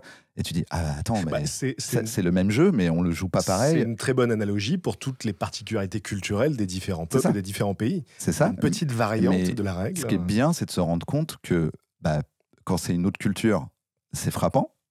Mais quand c'est quelqu'un en face de toi avec qui tu vis, bien sûr, tu crois assez sincèrement que vous avez exactement les mêmes règles. Et tu te rends compte que pas du tout. Parce qu'en fait, la personne en face de toi, quoi qu'il arrive, elle a la variante Tu vois, donc pour moi, c'est vraiment comme si c'était version 3, on a la même version, point. Et puis après, tu as une série de 39 000 chiffres qui sont toutes les rencontres que cette personne a faites, l'endroit où elle a grandi, ce qu'on lui a dit, le set de valeurs qu'elle s'est créé, les films qu'elle a regardés, qui font que c'est des légères variations. Oui, il y a souvent des règles tacites qu'on imagine être partagées par tous, en particulier dans les relations. Tu parlais des relations. On en parlait. Pour moi, te vanner, tu vois, oui. Être faussement agressif, dire alors enculé. Ça fait partie des règles tacites. C'est une règle tacite qui veut dire je t'aime bien. Et chez toi, non. Mais donc tu connais mes règles. Je connais le fonctionnement. Mais tu dis mais j'aime pas ce jeu. Mais j'aime pas trop. Tu vois c'est exactement ça. D'accord, j'aime pas trop le jeu. C'est exactement ça. C'est pour ça que je disais c'était intéressant parce que tu vois ça se rejoint. Tu m'as dit pas de problème. Je sais que c'est des règles et que limite je constate autour de moi que surtout chez les gars que c'est une règle qui est quasiment majoritaire. Ça veut dire je t'aime bien chez un gars de taper sur l'épaule en disant alors enculé. Mais pas moi, voilà mon set de règles. Tu vois, ok, on n'a pas les mêmes règles. Je suis pas là pour forcer les gens à jouer un jeu auquel ils veulent pas jouer, quoi. Du coup, on peut considérer que les juristes, les avocats, en fait, sont des experts de la règle du jeu. C'est littéralement leur métier. C'est ça. Parce que on peut pas la connaître par cœur cette règle-là. Donc il y a des gens. T'imagines déjà des jeux comme Magic ou tu vois. Ouais. Surtout, on va dire les versions cartes où en gros la personne qui crée la la synergie des cartes les unes par rapport aux autres quand elles se rencontrent sur un plateau, c'est pas géré par un jeu vidéo, c'est pas géré par un programme qui décide. C'est toi et moi, tu joues cette carte, je joue une carte, et on n'est pas d'accord. Et on va sur un site où ils ont recensé tous les cas possibles de milliers de cartes qui existent maintenant dans Magic, en disant, bon voilà, quand celle-là active celle-là devant celle-ci par rapport à celle-là, c'est arrivé. Des gens se sont plaints parce qu'ils n'arrivaient pas à arbitrer l'événement. Voilà ce qui se passe. Ouais. Et tu dis, ça, c'est juste pour un jeu ultra maîtrisé. Tu vois, de cartes avec des notions dedans. Tu dis, la vie, c'est comme ces cartes-là, mais fois 1 milliard. Ouais, exactement. Donc, il faut vraiment parler. Tu vois, c'est très important de communiquer ces règles, même si elles te semblent évidentes, quoi. Absolument. Est-ce qu'il y a une histoire vraie qui te captive ? Mon ami, ça peut être un fait divers, un fait historique, un mystère, une histoire vraie à laquelle tu penses souvent. Ouais, il y a les gens, comment on l'appelle la mythomane du Bataclan. Tu vois, la mythomane du Bataclan, il y en a plusieurs, c'est pas le seul cas, mais on va dire c'est un des plus connus pour nous par rapport aux événements et tout. Ça me fascine. Et pas du tout dans le sens la grosse menteuse, c'est mal. Peut-être qu'il y a un truc qui me fascine vu que c'est un rapport au mensonge. Je reviens à ça, Mais ça fait vraiment partie des cas où je suis extrêmement indulgent. Tu vois, contrairement à d'autres qui vont dire c'est horrible cette personne, ce qu'elle a fait, c'est mal. D'ailleurs, ils en ont fait une série qui s'appelle comment ? J'ai oublié le nom. Bon, il y a une série qui est sortie il y a pas si longtemps où je trouve qu'ils ont pas mal montré justement les choses vues sous différents angles, parce que tu comprends complètement que les personnes qui ont réellement été victimes d'attentats au Bataclan sont pas hyper contentes qu'une personne ait pris autant de place en plus dans l'association, etc. Et il y a quelque chose une amie dévouée. Une amie dévouée. Parce que j'ai vu que tu cherchais et je me suis dit attends, faut que je le retrouve parce que j'aime pas quand c'est l'autre qui trouve. Une amie dévouée. Et donc, ça me fascine. Parce qu'en gros, je me dis, justement, en termes de variables planquées, cachées, chez quelqu'un, je me dis, cet ensemble de variables, en fait, alors peut-être que c'est simplement un trouble mental, comme un câblage qui irait pas bien dans le cerveau, mais j'ai quand même l'impression que c'est aussi psychologique, que c'est aussi une question de parcours et de qui tu es, de ce que tu as vécu, de dire... Où est-ce que tu en es en termes de détresse, de besoin d'attention, de besoin d'exister ? Quel est ton rapport aux autres pour qu'au moment où il y a un événement pareil, tu te dises vite, il faut que j'y aille, faut que je fasse croire aux gens que j'y suis, que j'y étais et que j'étais victime. Donc il y a un syndrome un peu de Munchausen, je pense, tu vois, le besoin d'être victime de quelque chose pour qu'on s'intéresse à soi. Et ça, c'est quelque chose j'y pense souvent, ça me fascine. Ce besoin d'avoir un statut, une attention. Moi, c'est comme ça que je me l'explique. Peut-être que c'est encore autre chose. J'ai l'impression que c'est ça l'explication, mais j'arrive pas à m'imaginer. Je me souviens, il y a Thomas VDB qui faisait une blague là-dessus. Lui, c'était parce qu'il y avait un chanteur. Alors, c'est un peu plus évident pourquoi la personne l'a fait. Il y avait un chanteur dans une émission un télécrochet ou un truc comme ça qui avait dit cette chanson, elle est pour mon ami, je sais plus, c'était pour mon ami Stéphane, mort au Bataclan. Tu vois. Et puis, tu as des associations le lendemain qui ont dit il n'y a pas de Stéphane qui est mort au Bataclan. Alors, désolé s'il y a eu un Stéphane, hein, je me souviens plus du prénom. Okay. C'est possible qu'il y ait eu un Stéphane, pardon. Ils disent non, mais il n'y en a pas. Et après, il a dû revenir sur ce qu'il avait dit en disant non, mais c'était imaginaire, c'était une œuvre où j'imaginais que j'étais l'ami de quelqu'un, tu vois. Wow. Et Thomas VDB disait mais moi, je me rappelle quand j'étais au collège, un jour, il y a un gars, il est arrivé avec un plâtre. Et tout le monde disait, waouh, t'as un plâtre et tout. Et j'étais là, putain, j'aimerais trop avoir un plâtre. J'aimerais trop avoir un plâtre. Et je trouve que cette association d'idées, elle est pas mal. Il dit, peut-être que le gars, voilà, il est arrivé, il a dit, je vais chanter ça, peut-être que tout le monde va me regarder comme si j'avais un plâtre. Moi, je pense que le besoin de statut est un des moteurs cachés de l'humanité. Et il y a un bouquin génial d'ailleurs de Will Storr. Alors, le titre du livre, je crois que c'est le Status Game ou quelque chose comme ça. Mais ce qui est drôle, c'est que sur la couverture, Will Storr est écrit en énorme et le titre est écrit en tout petit, donc vraiment c'est très très bien vu. Mais oui, c'est méta.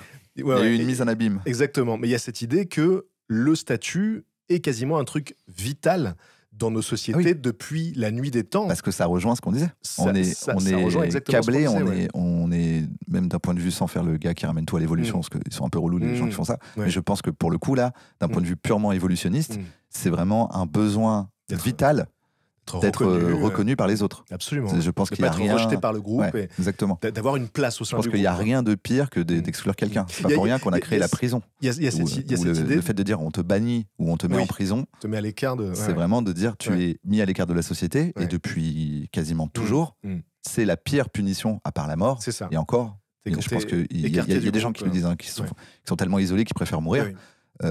C'est pas pour rien, je pense que c'est la pire punition qui existe parmi les humains. C'est celle qu'on a trouvée.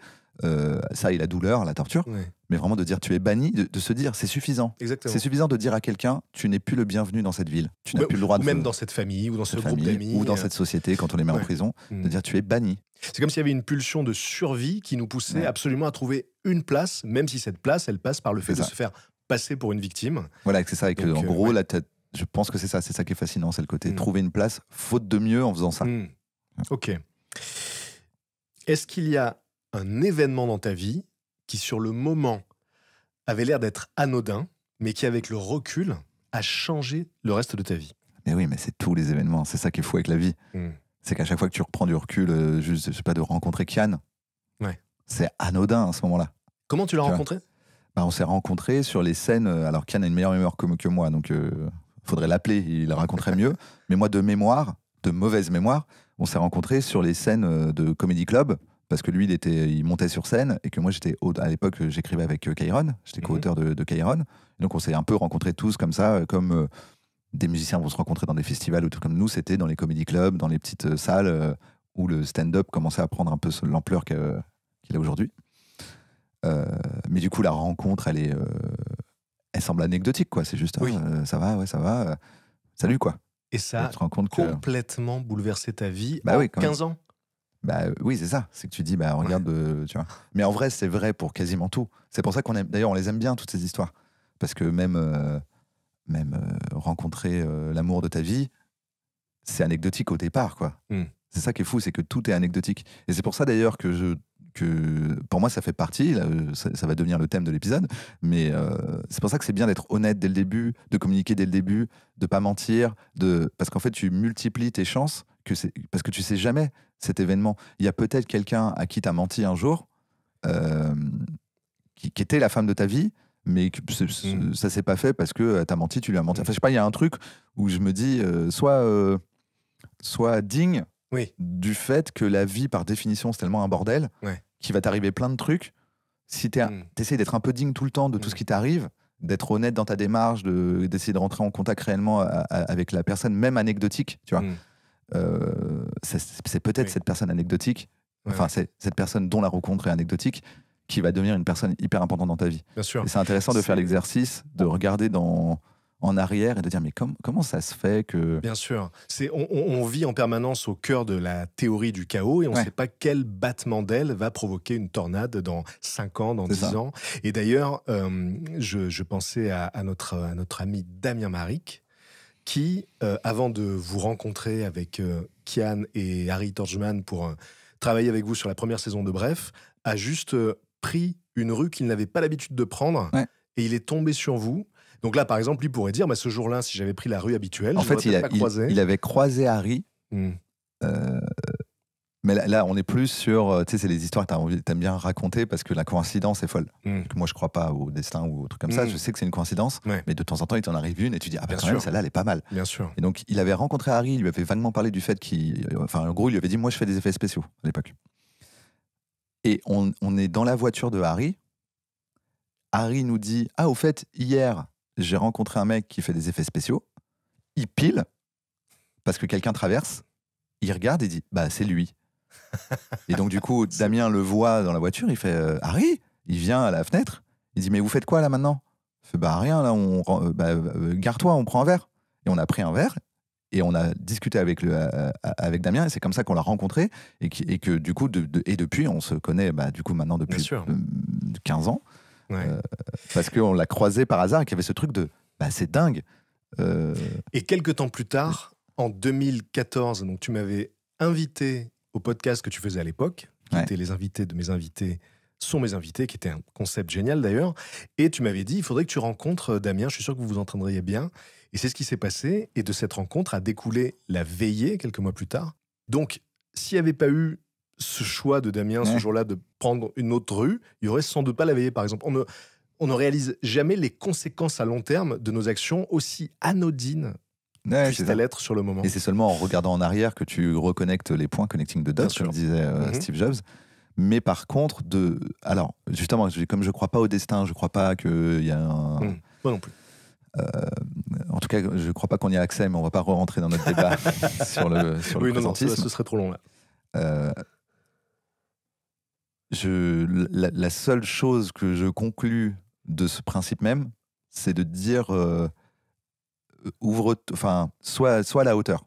En gros, pendant un moment, on avait une masterclass à l'époque de Bref 1, on faisait des masterclass avec Yann, on en a fait 2-3 où on donnait un peu des conseils, etc. On savait pas trop quoi donner comme conseil, c'est toujours un peu bizarre, tu as eu un succès et en gros, c'est un peu comme si tu avais gagné au loto et on te dit, va faire un truc sur les numéros que tu as joué. Tu fais, oui, mais je pense que ça sera pas les numéros pour les gens. Donc on se prenait un peu la tête sur qu'est-ce que c'est les petits trucs, au moins les petits feedbacks qu'on peut donner. Et il y avait un des segments où on disait, ayez de la chance. Et donc il y a le truc un peu provoque de dire ayez de la chance, mais après on expliquait le truc de faut être à la hauteur de la chance. Bien sûr. On peut provoquer notre chance justement sur les rencontres, etc. En fait non, c'est pas le fait de les provoquer, c'est le fait de dire vu que c'est basé sur la chance, sois à la hauteur du moment où tu as de la chance, peut-être tu sais pas. Donc on est en train de faire ce podcast, je suis pas en train de me dire oui de toute façon c'est juste un podcast. Donc je m'en fous, je viens à l'arrache, je peux... Voilà. Non, j'essaie de le faire du mieux que je peux avec l'intensité la même que j'aurais pour faire Bref 2, tu vois. Parce que peut-être que là, la chance, le destin, la vie, là, le chaos, quand on en parle, va faire de nous, dans 10 ans, on va être co-animateur d'un talk show qui est le talk show le plus génial qu'on ait fait de nos vies, qui nous rend hyper contents et on adore le faire. Et on va regarder en arrière en disant, putain, tu te rends compte, ça a commencé... tu vois, dans les bureaux de 10 heures, parce que tu avais une idée de podcast et tu t'es dit ah, c'est dingue quand même. Alors que si je me pointe pas, j'annule ou j'en sais rien, tu vois, je m'en fous. Et donc on prenait cet exemple. Nous, j'en ai déjà beaucoup parlé, donc peut-être que voilà, mais très rapidement, parce que je sais bien que les gens qui écoutent ne sont pas les gens qui ont forcément écouté tout ce que j'ai dit dans ma vie. Mais le monteur de Bref, c'est un gars que Ken avait rencontré à l'époque où il filmait des mariages pour gagner un peu de sous. Et il avait plus le temps de monter, il s'est dit, vaut mieux que je trouve quelqu'un. On lui a conseillé quelqu'un en disant, lui, il monte bien. Il lui a filé les rushs du mariage. Il se trouve que c'est Valentin Ferron, le monteur de Bref. Maintenant, on le sait. Il a fait une dinguerie. Et Ken s'en est rappelé. Il a dit, ah, mais il y a un mec. Et quand on a fait Bref, il a dit, mais moi, je connais un des meilleurs monteurs que j'ai vu de ma vie, c'est Valentin. Si Valentin, ce jour-là, avait dit, ouais, c'est un mariage, je m'en fous. Je le monte à l'arrache, je passe une heure dessus, merci, au revoir. Il n'aurait jamais été le monteur de Bref. On n'aurait pas forcément eu même la même œuvre qui est Bref aujourd'hui, tu vois. Oui, l'idée, c'est ça qu'on appelle soit respecte la chance. Respecte la chance, ouais. Toujours faire de son mieux parce qu'on ne sait jamais dans quelles mains ça va tomber, sous quels yeux. On dit, tu peux faire 3 vues sur YouTube. Si une des 3 vues, c'est Steven Spielberg qui t'appelle, c'est peut-être mieux qu'1 million de vues de gens qui ont juste vu ta vidéo, quoi. Absolument. Et pour ce truc de maximiser, d'optimiser la chance, moi je le vois un petit peu comme une partie de pêche. On peut considérer que pêcher un poisson, c'est de la chance. Et si tu décides d'aligner une trentaine de cannes sur la berge, Oui. ben, tu optimises ta chance. Et je pense que ça peut être appliqué dans la vie, justement, le fait d'aller à la rencontre de gens, de participer à des choses, ça peut Oui, moi je débloquer suis des- moins sur ce truc-là parce que je suis trop oisif. Hmm. Je dis, mais oui, dans l'absolu, oui, tu multiplies tes chances. Ouais. Par contre, faut pas se perdre, faut pas commencer tu vois, à mettre des appâts pour avoir un type de poisson quand en fait tu veux pas vraiment, mais au cas où. Et tu vois, il y a un peu ce truc aussi de dire, va vraiment dans ta direction, suis aussi ton instinct, va là où ça te plaît, parce que je crois qu'il n'y a rien de pire que de réussir dans un truc que t'aimes pas. Ah, ça, c'est clair. Ça, je pense que, en tout cas, c'est un credo personnel, le fait de trouver la chose qui nous donne envie de nous lever le matin. Je pense que c'est la chose la plus importante dans la vie, même si ça te Mais je veux rapporte dire, juste de quoi vivre. ouais, c'est ça. Mais trouver le truc qui est- au-delà de ça, ça peut aussi être un piège, tu vois, de dire. Moi, je le vois quand je parle un peu avec des gens qui se demandent ce qu'ils vont faire dans la vie, et ils m'expliquent dans quoi ils sont bons. Et souvent, moi, je dis, mais je suis désolé, mais ça ne m'intéresse pas vraiment dans quoi t'es bon, sauf si c'est quelque chose que t'aimes. Est-ce que c'est ce que t'aimes? T'es bon en maths, mais est-ce que c'est ce que t'aimes? Ou est-ce que juste t'es en train de te dire, vu que je suis bon en maths, j'ai des chances dans les maths, je vais me consacrer aux maths, je vais faire S, je vais faire tu vois? Je dis, mais à la fin, quand tu vas être mathématicien, tu vas être content ou tu vas être triste? Parce que si là, tu te dis, je serais bien plus heureux à être garde champêtre, sache que le même nombre d'études, même si là, t'es pas bon en garde champêtre, va te permettre d'en être un bon. Bien et sûr. là, tu seras heureux d'être garde champêtre. Et de toute On façon, se focus un peu trop sur ce au quoi on est bon. C'est un problème d'orientation qu'on a à l'école, je trouve. je pense que quand on fait ce qu'on aime et qu'on décide de s'y consacrer, tôt ou tard, il y a des chances pour qu'on finisse par devenir bon dedans en général. En tout cas, apporte une expérience, je en tout pense cas. que c'est plus probable que ça t'intéresse et que donc tu apprennes mieux parce que c'est ce que t'aimes. Bien sûr. En appuyant sur un bouton, tu peux tout connaître d'un sujet comme dans la matrice. Quel serait ce sujet? Genre le piano, par exemple. Ça peut être un domaine de connaissance, ça peut être un sujet, Tu ça peux pas peut dire être une connaître tous les activité. secrets du monde. Ouais, non. C'est trop large. Ça peut être par exemple, tu sais, je sais pas, l'architecture, Ouais. l'histoire, Oui, mais ça c'est peut ça. être aussi le Oui, piano. donc vraiment, comme Comme je c'est dans la connais le kung-fu. matrice, on peut t'injecter un programme. Non, mais je pense que Et tu sais j'ai tout. dit le piano d'instinct. Je pense que je Ouais. dirais le piano. Parce que j'ai T'aimerais bien jouer vraiment, le vraiment la flemme d'apprendre. Zéro envie de m'y mettre. Mais si tu me le donnes par magie, je me dis, ah, c'est une corde que j'aime bien dans plein de trucs que je fais. J'aime écrire. Je peux écrire des chansons d'un coup et les composer. Je suis réal. Je peux faire de la musique pour les choses que je réalise. Tu vois. Et du coup, je me dis, ça me paraît vraiment être le bon deal. Tu vois, le côté, comme ça, comme j'apprends le kung-fu. Je pense qu'apprendre la musique, tu vois. Parce que des fois, je regarde, je dis, là, mais ça a l'air d'être un bordel. Tu réapprends à lire, quoi, quand tu regardes une partition. Donc, je veux dire, vraiment maîtriser, quoi, être un excellent pianiste. bien tu vois. sûr. Ou je pense au piano, parce que c'est mon instrument préféré. Mais en tout cas, être bon en musique, quoi.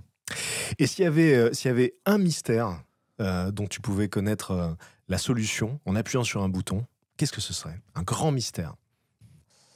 J'aimerais bien avoir accès à tout ce qui est classifié. Enfin, en gros, d'un point de vue politique, il y a un truc dont je suis assez persuadé, sans être conspi, c'est que je pense que le jour où on te dit vous êtes le président, donc avant tu étais dans l'opposition, tu étais en train d'expliquer que quelqu'un qui est dans la position de président fait mal son taf, tu vois, et tout d'un coup, bah c'est bon, tu nous as bien expliqué comment il faisait mal son taf, c'est bon, t'es élu. Et en fait, on se doute bien que le premier truc qui t'arrive, un des premiers, c'est que t'as le grand chef des renseignements de ton pays et de trucs qu'on connaît même pas, tu vois, d'autres choses que la DGSE, qui sont des trucs encore plus sous-marins, etc. T'as le boss de ça qui vient, qui doit te sortir une espèce de gros classeur et te faire un brief en disant, bon, maintenant on va regarder toutes les pages ensemble et je vais vous expliquer tous les tenants et les aboutissants. Et ça, je trouve ça intéressant parce que du coup, je me dis, tu vois, François Hollande qui débarque ou Macron qui débarque, mais disons François Hollande qui débarque, qui disait, oui, non, mais là, c'est pas bien. Il ouvre, il fait, ah, c'est pour ça. Ok. Ouais. Ah, et eux, ils ont cette arme. Okay, Ah, d'accord. Ah, et eux nous menacent depuis. Ah, tu sais, il a tous les secrets. Ah, les extraterrestres, tu vois. T'as l'histoire parallèle secrète. Voilà. Et tout d'un coup, tu comprends pourquoi ton prédécesseur faisait ce qu'il faisait. Tu n'as pas le droit de dire pourquoi. C'est bien. Tout d'un coup, tu retournes ta putain de veste. Et tu peux pas expliquer et nous, on pourquoi. est déçus. Et s'il explique pourquoi, on meurt tous. Tu vois. Il y a genre un secret, vraiment un truc important, quoi. Et tu dis, ah, c'est bien ça. Donc je pense que ce truc-là, j'aimerais bien y avoir accès. Je sais pas si c'est peut-être pour mon pays, si je peux avoir accès à tous. Genre, en gros, tout ce qu'on ne sait pas des menaces, entre autres, mais en tout cas des interactions qui existent entre les puissances mondiales, qui font qu'en vrai, le monde est comme il est. Des fois, tu le vois, tu vois que tu ne peux pas comprendre pourquoi. Alors parfois, c'est bête et méchant, comme de recevoir Kadhafi, et puis plus tard, tu découvres pourquoi c'est juste un financement de campagne. Mais il y a des moments, tu vois des dirigeants faire des trucs, tu vois les gens à l'ONU faire des choses, et tu dis... Là, on ne sait pas, ça paraît bizarre qu'ils fassent ça, mais il doit y avoir une autre raison. Quoi. Donc ça te permettrait d'acquérir une grille de lecture qui te permettrait de tout comprendre avec clarté. Et ce qui est marrant, c'est que c'est un petit peu le fonctionnement de la plupart des complotistes, en fait, qui lisent tous les événements à la lumière de leur théorie. Sauf qu'ils l'inventent. Et ils décident d'en créer une. Quoi. On comprend que ce soit séduisant, du coup, d'avoir ce type de théorie-là. Ouais. Parce que ça te permet de voir clair dans le chaos du monde. Oui, et puis c'est des effets narratifs qui existent. C'est carrément des clichés, tu vois, des séries comme 24 ou comme des trucs qui parlent de politique et d'agents secrets, le bureau des légendes, tout ce que tu veux. Peut-être pas le bureau des légendes, mais tu as souvent des trucs de... le président veut vous parler, voilà, personne ne doit le savoir, mais en fait, actuellement, la Chine est en train d'envoyer une bombe vers nous. En fait, tu vois, tu as des héros, on entend beaucoup plus parler des attentats réussis que des attentats déjoués, alors qu'il y en a des dizaines. Bien sûr, oui, c'est clair. Et donc, je pense avoir accès à ces informations-là serait intéressant. Ça me rendrait comme ma démarche, mon évolution actuelle, c'est sur l'indulgence, c'est essayer de devenir de plus en plus indulgent. Ah bah justement, ça me permettrait d'être indulgent. Tu m'offres une transition puisque j'allais te demander si tu peux passer un message à l'intégralité de l'humanité simultanément. Qu'est-ce que tu essaies de transmettre? C'est-à-dire que tous les gens recevraient ce message dans leur tête. Maintenant, je peux transmettre le truc d'avant. Tu vois qu'en fait, je pouvais... Oui, si je fais les deux dans l'ordre... C'est pas les deux en même temps, malheureusement, c'est une par une. D'abord, j'ai l'info que je voulais, et ensuite, je le dis à tout le monde. Donc, d'abord, je sais si Dieu existe, et après, je le mets dans la tête de tout le monde. Donc là, non, il y a que ça. Tu peux juste transmettre un truc. Transmettre une information? C'est une information? Non, ça peut être ce que tu veux. En fait, tu peux passer un message à toute l'humanité. Voilà, les gens vont entendre ce truc dans leur tête. Ils vont juste l'entendre, mais sachant qu'ils vont pas forcément... Disons que pour eux, ce serait un petit peu comme être contacté par Dieu, tu vois. Ce serait une voix à l'intérieur qui leur dirait faites ci, faites ça, vous devriez voir les choses comme ça. Déjà, c'est une sacrée responsabilité parce que ça veut dire qu'il faut que tu sois sûr de ce que tu dis pour que ce soit universel. Oui, c'est ça. Donc du coup, tu me vois venir. Je vais dire, ne mentez plus. Oui, pas mal. Venez, on arrête de mentir. Ouais, moi, justement, j'avais fait une nanofiction où l'humanité posait la question à une IA hyper avancée, et après des mois de réflexion, elle disait « soyez gentils ». Ce serait un peu un bon résumé, quoi. Voilà, soyez gentils entre vous, quoi. Oui, c'est ça. Mais parce qu'en fait, même tu regardes juste les commandements de base, vraiment le premier truc, que soit un dieu, soit quelqu'un qui parle au nom de Dieu, ou qui s'imagine parler au nom de Dieu, mais peu importe, en tout cas qui veut communiquer un message au reste de l'humanité, le premier truc qu'il dit, c'est tu ne tueras point.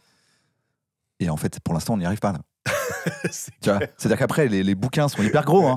Mais tu dis vraiment le truc de base, qui était vraiment le point 1, tu ne tueras point. S'il avait décidé de nous le donner dans l'ordre, qu'il avait dit, écoutez, je ne vais pas vous submerger d'informations, on va déjà commencer par celui-là, après je vous dis la suite. Tu ne tueras point. Voilà. Quand on arrive au moment où vous ne vous tuez plus, vous verrez le deuxième. Tu vois, on sera encore au premier là. C'est drôle parce qu'on a vraiment sciemment enfreint chaque règle de façon. On n'y arrive pas. Pour l'instant, on n'y arrive pas.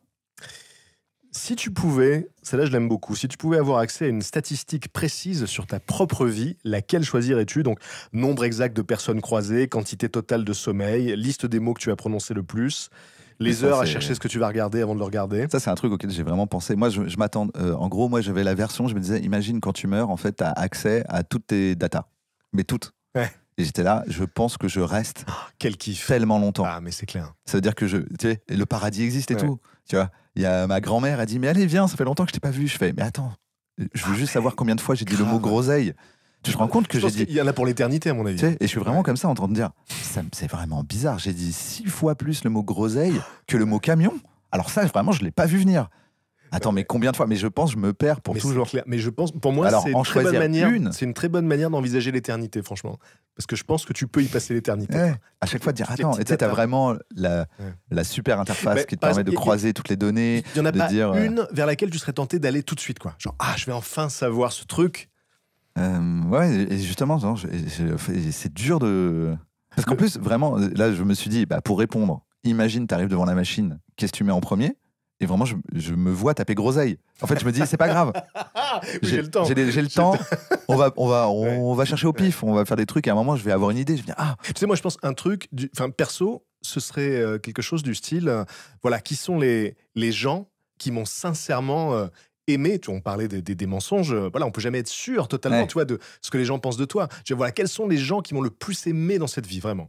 Ah Et oui. ce genre de truc, quoi, tu vois, pour savoir quelle était Ah la oui. vision que les Alors, gens avaient de toi. Je pense qu'en gros, on est d'accord que c'est vraiment toutes les statistiques. À tout. On est sur une machine incroyable parce que, alors je m'en fous un peu pour moi, mais du coup, vu que c'est les miennes, je regarderai les miennes. Mais je me suis déjà fait la réflexion. En gros, j'avais déjà imaginé même un peu une fiction ou je sais pas, un truc comme ça. Parce que parfois, je me dis, tu vois, par exemple, il y a quelqu'un à un moment, quelque part, à une réunion de la commune, de je sais pas quoi, tu vois, qui a dit, si, les gars, je vous le dis, là, il y a un mec qui a inventé, alors déjà, il y a le mec qui l'a inventé, hein, mais juste déjà ce gars qui dit, en fait, si on met un truc qui fait à droite de la voie de voiture, ça coûte pas si cher, ça peut sauver des vies. Mais combien de gens il a sauvé tu vois, le gars qui a inventé le...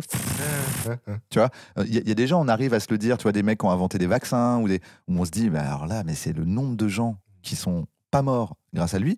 Mais tu dis, mais il y a aussi des trucs tout bêtes, entre guillemets, de quelqu'un qui dit, si, j'ai trouvé un truc, si ça fait du bruit, là, quand tu sors de la route, parce que tu t'endors sur la route, c'est ça dont je parle, hein, le truc que quand tu t'endors, tu fais un écart, t'entends, ça te réveille un peu, et tu dis, ok, faut que je me remette, tu vois. Et de dire, il y a des gens qui ont juste inventé des trucs comme ça, qu'on dit... tu vois, dans une usine, il y en a un, il a dit si, ça, faut l'ignifuger. Tu vois. Est-ce que par un heureux hasard, vu que tu as accès vraiment à tous les tenants et les aboutissants de l'existence et du monde, c'est pour ça que je te demandais, est-ce que c'est vraiment la machine qui comprend tout et qui sait tout? Est-ce que j'ai sauvé des vies? Oui, voilà. De quelle manière? Est-ce que en ayant dit un truc un jour dans un podcast, il y a quelqu'un, ou juste en ayant fait une blague, il y a quelqu'un qui était parti pour se suicider, il a entendu ma blague, il a fait wow, ça l'a un peu décalé son suicide, et la machine sait. Peut-être en ouvrant cette porte il y a 25 ans, t'as évité à quelqu'un de faire cette rencontre. Ou en donnant un conseil, en disant, tu vois, ou là en disant les gars, mentez pas. Et puis ce jour-là, et la personne qui l'écoute, elle se dit putain, peut-être il a raison, et puis il décide de pas mentir sur un truc, et en fait ça n'enclenche pas Breaking Bad. Très bonne idée. Et tous les morts qui en découlent. Très bonne idée de question. Si jamais on a accès à la machine. Mais là, il faudrait que ce soit une machine qui en plus comprend tous les effets du chaos, les effets papillons. Ce serait une sorte de super chat GPT quand même, parce qu'on est quand même au paradis, donc il n'y aurait pas de souci. Quel est le dernier truc sur lequel tu as changé d'avis? En fait, contrairement à ce qu'on dirait quand je parle, je change d'avis tout le temps, mais de façon très légère. C'est-à-dire que c'est du recalibrage permanent, tu vois. Et donc, du coup, j'ai quand même cette tendance à recalibrer en permanence. Et donc, j'ai du mal à... Attends, faudrait que je trouve un bon exemple. C'est sûr qu'il y en a. Te concernant, moi, le type d'exemple qui me vient à l'esprit, c'est justement sur les relations amoureuses. Il me semble qu'il y a une époque où tu avais une vision très traditionnelle de la relation. Ah oui, ça t'as raison, c'est un bon exemple. Mais comme ça fait 10 ans, je le vois pas comme un truc récent. J'ai l'impression que quand on me le demande, c'est un truc récent. Donc oui, le fait de me rendre compte que la monogamie, justement, est une règle qui préexiste, qui n'a pas été décidée ni par moi, ni par les gens que j'ai rencontrés. Juste, on m'a dit c'est comme ça, c'est pas autrement. Puis de découvrir que ça peut être autrement, et de vraiment me poser la question, ça m'a vraiment fait changer d'avis là-dessus. Donc oui, ça c'est un bon exemple. Tu viens de me sauver, est-ce que tu me connais? Donc oui, la non-monogamie, en gros, le fait même que ça s'appelle la non-monogamie, pour la définir, c'est déjà la preuve que c'est quelque chose qui préexiste, tu vois. Donc il y a un peu ce truc où oui, c'était intéressant de me rendre compte que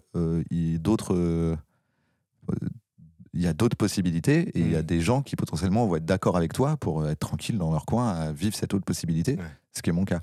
Et donc j'ai changé d'avis sur le fait que la monogamie, c'était la bonne chose. Le fait d'avoir changé d'avis par rapport à ça, ça t'a permis aussi de ressentir les choses complètement différemment. Du coup, changer de vision sur une relation. Ouais, c'est ça. Et en fait, je sais pas si c'est l'éternel débat. C'est de dire, est-ce qu'on est un peu calibré au départ? Moi, je pense. C'est toujours le combat entre qu'est-ce qui est inné, qu'est-ce qui est acquis, etc. Je trouverais ça intéressant. Là, si on pouvait lancer une simulation et de dire, par contre, on va changer qu'une règle. C'est que le principe, c'est d'être polyamoureux. Et l'exception, c'est d'être monogame, et de devoir le justifier et en parler aux gens et de dire ah, bah, désolé, moi c'est qu'une personne pour la vie, tu vois. Et avec que des polyamoureux qui font ah bah moi je pourrais pas, alors là il est fou lui, il est trop bizarre. Et juste de voir bah du coup si c'était ça la règle, est-ce qu'il y en aurait plus beaucoup plus, et à quel point. Il se trouve Un que peu comme pour l'orientation sexuelle. Moi, je suis persuadé qu'il y a plus de personnes homosexuelles réellement qu'actuellement. Si la norme, c'était l'homosexualité, la norme sociétale, bien sûr, pas dans le sens c'est pas normal, si la société avait tout construit autour de l'homosexualité, il y aurait peut-être des gens hétéros qui actuellement diraient non, je suis homo, parce que ça se recoupe avec ce qu'on disait tout à l'heure. Je pense qu'il y a des gens en gros enfermés dans leur placard, refoulés, tellement la société leur dit ça c'est bien, ça c'est mal, tu vois. Et donc là c'est un peu la même chose. Donc est-ce qu'on l'a en soi depuis le début ou pas, d'être polyamoureux, d'être non monogame, etc. Souvent tu as envie d'y croire en te disant si je refais le film, en fait c'est vrai qu'en maternelle j'avais 3 petites copines, tu vois, et puis après on m'a dit qu'il fallait choisir, ça m'a rendu triste, et oui, je crois que c'est le cas de beaucoup de gens qui sont monogames et heureux. C'est un truc qui peut s'observer chez d'autres espèces animales aussi. Il y a des espèces qui sont vraiment câblées pour être polygames et d'autres monogames. Donc, oui, c'est ça. Et tu vois souvent que dans la plupart des espèces, il y a des exceptions, quoi qu'il arrive. Tu vois, il y a une règle générale et des exceptions. Mais du coup, moi, je ne crois pas trop au fait qu'à ce stade de nos vies, de qui on est en tant qu'humain, de civilisation, enfin, on sait que tout n'est pas biologique, mais je crois que la part de biologie, elle est quand même très, très, très faible. Justement, on n'est pas en train de s'entretuer tout le temps, contrairement à d'autres animaux qui passent leur temps à se mettre sur la gueule. Tu vois. Je sais pas, il y a un truc où je me dis c'est plus culturel. On est plus des animaux culturels que purement biologiques. Mon point de vue, je pense qu'on est majoritairement monogame par culture et pas par évolutionnisme. C'était ma question suivante. Je voulais te demander si tu pouvais proposer une nouvelle règle ou norme dans une société test pour voir l'impact justement que ça a sur la vie des gens. Qu'est-ce que tu instaurerais? Est-ce que ce serait ça? Ou est-ce qu'il y a un autre truc que tu voudrais tester? Non, parce que ça, je pense que c'est possible. En fait, les gens peuvent décider entre eux pour eux. Tu vois, c'est genre ça regarde... Et justement, c'est le contraire, c'est de dire, est-ce qu'on est vraiment obligé de s'organiser? Parce qu'en fait, on s'en rend pas compte. Donc là, on va dire, je refais un petit truc sur le polyamour, etc. En fait, rien n'est fait dans la société pour encourager ça. C'est-à-dire qu'on a vraiment une société, le monde dans lequel on vit, par rapport à ses lois, à ses aides, à ses structures. Tu n'as pas le droit d'être marié avec plusieurs personnes. En gros, on t'encourage fortement à être un papa, une maman, 2 enfants. Et là, bon, on a dit, il y a 2 papas, 2 mamans, c'est OK. Mais les enfants, quand même, on te dit, dès que tu as des enfants, cadeau, tu payes moins d'impôts. Dès que tu es marié, cadeau, tu payes moins d'impôts. Tu vois. Et donc, en gros, on voit que structurellement, contrairement à ce qu'on a l'impression,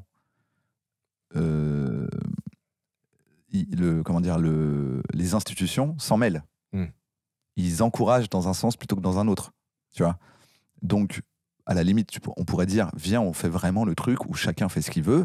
Et en fait, je vois pas pourquoi, si Machine a décidé que toute sa vie, elle vivrait avec son meilleur ami, avec qui elle ne couche pas, avec qui elle n'a pas envie de se marier, elle peut pas juste dire, voilà, je suis avec mon meilleur ami, ouais, mais maintenant il y a le Pacs. Ouais, mais le Pacs, t'as pas les mêmes droits. Et en gros, tu te dis, mais si des gens, pour de vrai, ils ont décidé de vivre à 5 colocs, en quoi c'est différent de 2 personnes qui vivent ensemble, elles peuvent se marier, donc elles ont des réductions d'impôts, par exemple, et 5 personnes qui vivent ensemble.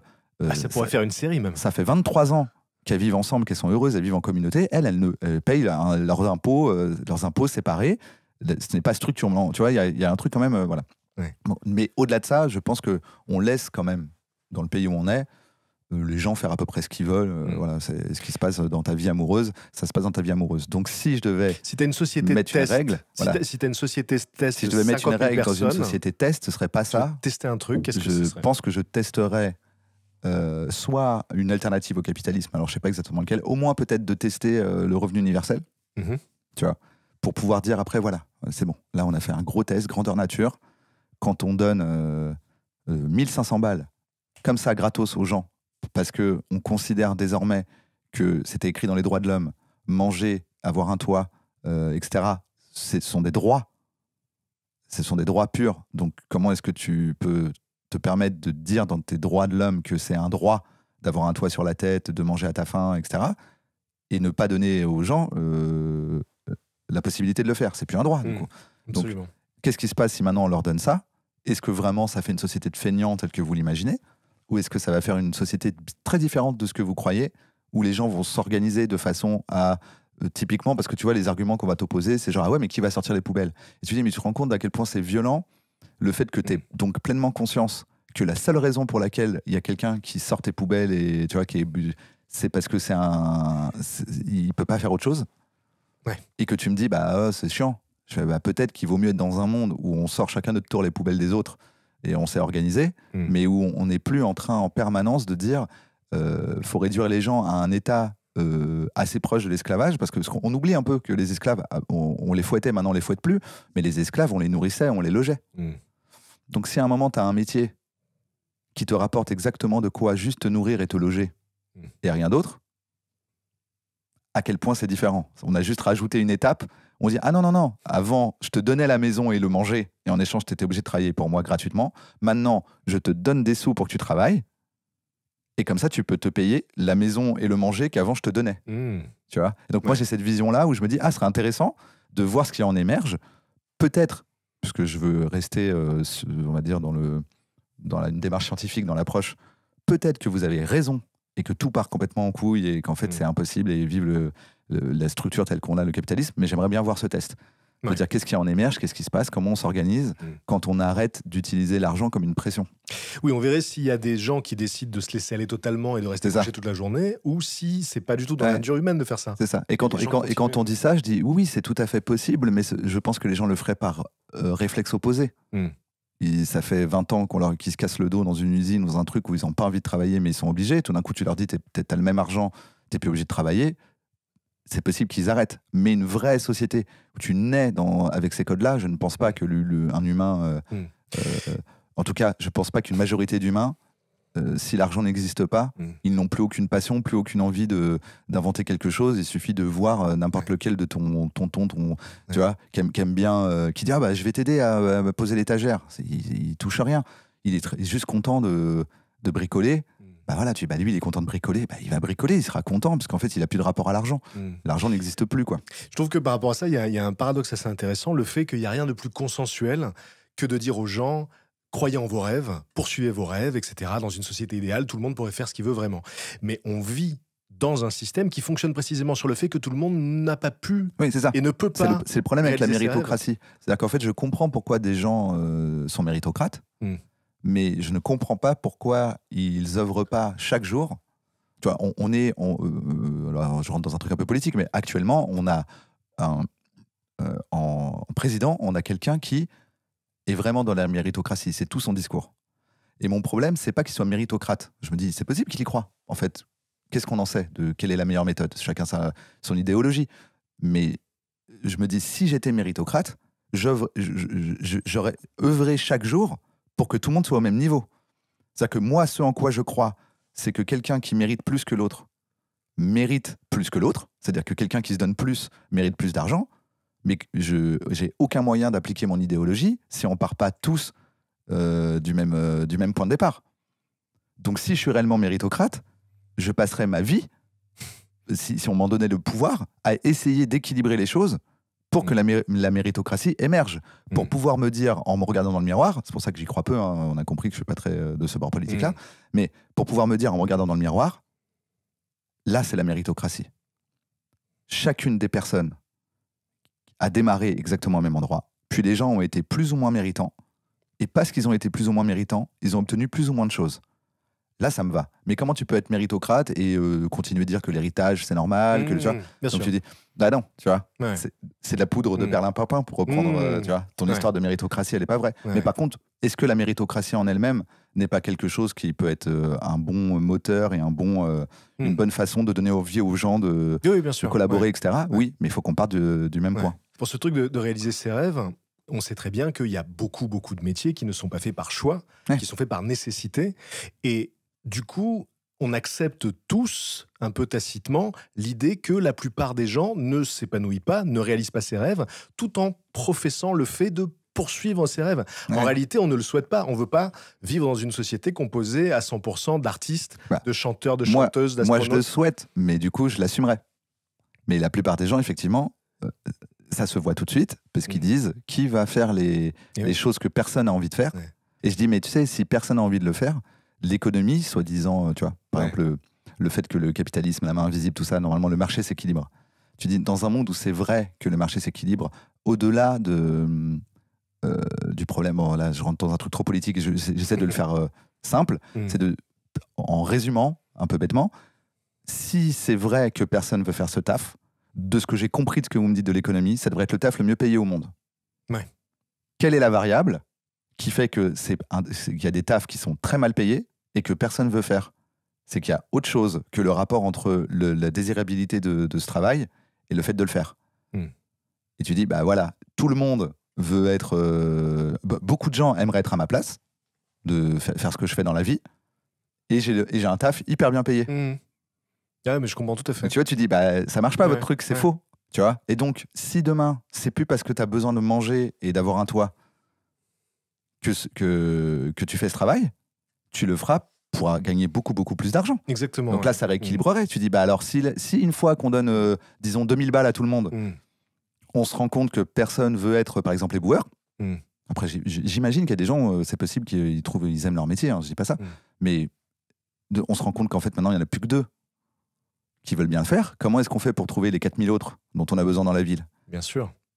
Eh ben, en les payant à la hauteur de ce qu'ils demandent. C'est vrai que c'est un privilège inouï d'être bien payé pour faire ce qu'on aime. Ouais. En fait, en toute logique, on devrait être bien payé pour faire ce que personne n'aime. Exactement. Et qui c'est qui s'y colle? C'est moi, mais par contre, payez-moi 10 000 euros par mois. Et c'est vrai que ça paraît beaucoup plus logique comme système. Donc ça permettrait de voir ça. Voilà. Je pense que je testerai le revenu universel ou un équivalent. Je ne suis pas économiste, il faudrait que j'en parle avec des économistes. Et voilà, on fixera une règle qui nous permet de vérifier ce truc-là. Une autre question que j'aime beaucoup. Tu peux contacter un de tes alter-ego du multivers qui a commencé sa vie dans les mêmes conditions que toi, mais qui a peut-être fait des choix différents. Qu'est-ce que tu lui demandes? On parlait tout à l'heure, tu vois, d'une réalité parallèle où les gens auraient arrêté de mentir. Là, c'est un peu pareil, mais à ton échelle, à toi. Voilà. Tu as des moments où tu les vois un peu comme des nœuds. Exactement. Tu dis, alors là, il y a 2 embranchements possibles. Tu vois, typiquement, quand je dis à mon père, en fait, parce que justement, je me dis, faut pas mentir. Je commence à me rendre compte, quand je travaille avec mon père, que ça me plaît pas. Je mets du temps. Pendant 3 ou 4 ans, je crois, je m'investis dedans, j'essaie de voir. Et puis à un moment, je me dis, mais en fait, ça fait vraiment 17 fois le pauvre qui me dit, ça, c'est une commode Louis XVI, ça, c'est un... Je ne retiens rien, ça m'intéresse zéro. J'ai arrêté l'école, je me suis dit, bon, il faut aller travailler. Mon père a un travail, il peut me mettre dedans, il peut me former. Et je me rends compte que c'est pas fou. Et je me souviens qu'à un moment, je lui dis, non, mais en fait, je crois que c'est pas pour moi. Il me dit, ouais, mais ok, pas de problème, je comprends. Tu vois. Et je me dis, c'est intéressant parce que c'est grâce à cause de lui que, à ce moment-là, je me suis dit, il faut pas lui mentir, il faut lui dire. Tu vois. Donc ça fait une boucle qui est intéressante. Et donc peut-être qu'à ces endroits-là, il y a des trucs qui peuvent complètement changer, tu vois, de dire peut-être que je suis dans le commerce depuis 30 ans là, parce que pour une raison X ou Y, j'ai continué dans la voie avec mon père, ou peut-être que j'arrête pas l'école pour une raison X ou Y. En fait, c'est intéressant de voir que parfois des choix qui ont un gros impact sur ta vie ont été faits un peu comme ça, quoi. C'est vrai que donc cet alter ego pourrait te dire, moi je suis antiquaire, je suis antiquaire à Bordeaux. C'est ça. En fait, putain, mais j'ai tellement du mal à t'imaginer. Ouais. J'ai beaucoup de mal à t'imaginer autrement que ce que tu es aujourd'hui, en fait. C'est peut-être que c'est parce que je suis à la bonne place. Peut-être. J'espère que de tous les multivers, on est tombé sur le bon. Et pour terminer cet échange, ma question, c'est à ton avis, ce sera quoi le moment le plus intéressant de ce podcast? Alors, du point de vue des curieux, tu m'as fait parler de beaucoup de choses, donc je me dis c'est intéressant, parce que je le vois avec les œuvres. Tout le monde ne s'intéresse pas aux mêmes choses dans ton œuvre. Tu vois. Tu vois, tu fais une série et puis les gens te parlent pas du tout la même chose. Ils disent, ah putain, ce personnage-là, ça m'a grave fait penser à moi. Et puis quelqu'un te parle de complètement autre chose. Et puis des gens détestent aussi. Donc là, c'est dur à dire. Toi, qu'est-ce que tu as trouvé le plus intéressant? Sachant qu'en plus, tu me connais assez bien. Donc peut-être que toi, tu as focus sur mon daron parce que c'était une info que tu n'avais pas alors qu'on a beaucoup parlé dans nos vies. Ça c'était fou. Mais moi, je trouve que tout ce qu'on a pu dire sur le mensonge, c'était vachement intéressant. Le fait que ce soit un peu au cœur de ton fonctionnement et le fait qu'on ait appris j'aimerais aussi que ce d'où soit ça ça. vient. Si la question c'est qu'est-ce que tu aimerais que les gens aient trouvé le plus intéressant, ce serait ça. Ça veut dire que d'abord vous prenez mon histoire, essayez de pas mentir pour voir, vous allez voir, c'est bizarre, ça vous amène à des endroits que vous soupçonniez pas, parce que j'ai été léger là-dessus, j'ai parlé beaucoup, mais en vrai, ça implique vraiment énormément de choses. Ça change vraiment beaucoup de trucs dans tes valeurs quand tu pars en disant je ne peux pas mentir par contre, tout en ayant bien entendu ce que j'ai dit sur l'illusion d'accomplissement prématuré, pour ne pas juste dire je vais arrêter de mentir et pas le faire, et de vraiment le faire, tu vois. Et en gros, j'aimerais, vu que c'est ce que je souhaite au monde, je me dis c'est cool s'il y a des gens qui là en écoutant se disent c'est quoi, je vais essayer de pas mentir pour voir, c'est juste d'essayer là pendant une semaine et se rendre compte que ça consiste pas forcément juste à se comporter comme un connard, et surtout de voir tous les moments où tu mens. Parce qu'au départ, quand tu commences à l'appliquer, tu te dis mais c'est fou en fait le nombre de fois où je mens. Tu vois, et de commencer à réfléchir aux alternatives, de dire mais en fait là j'étais pas obligé de mentir. Donc si c'est ça j'espère que c'est ça qui aura le plus intéressé les gens. Merci Bruno d'avoir été mon invité pour ce premier épisode de Continue tu m'intéresses. Je suis le parrain. Tu es le parrain et il me semble que tu es le premier à m'avoir invité dans un podcast. Il y a la boucle est bouclée. 11 ans maintenant, donc la boucle est bouclée. J'espère que ça vous a intéressé, puisque c'est quand même un peu le concept du podcast. Et on se retrouve très bientôt.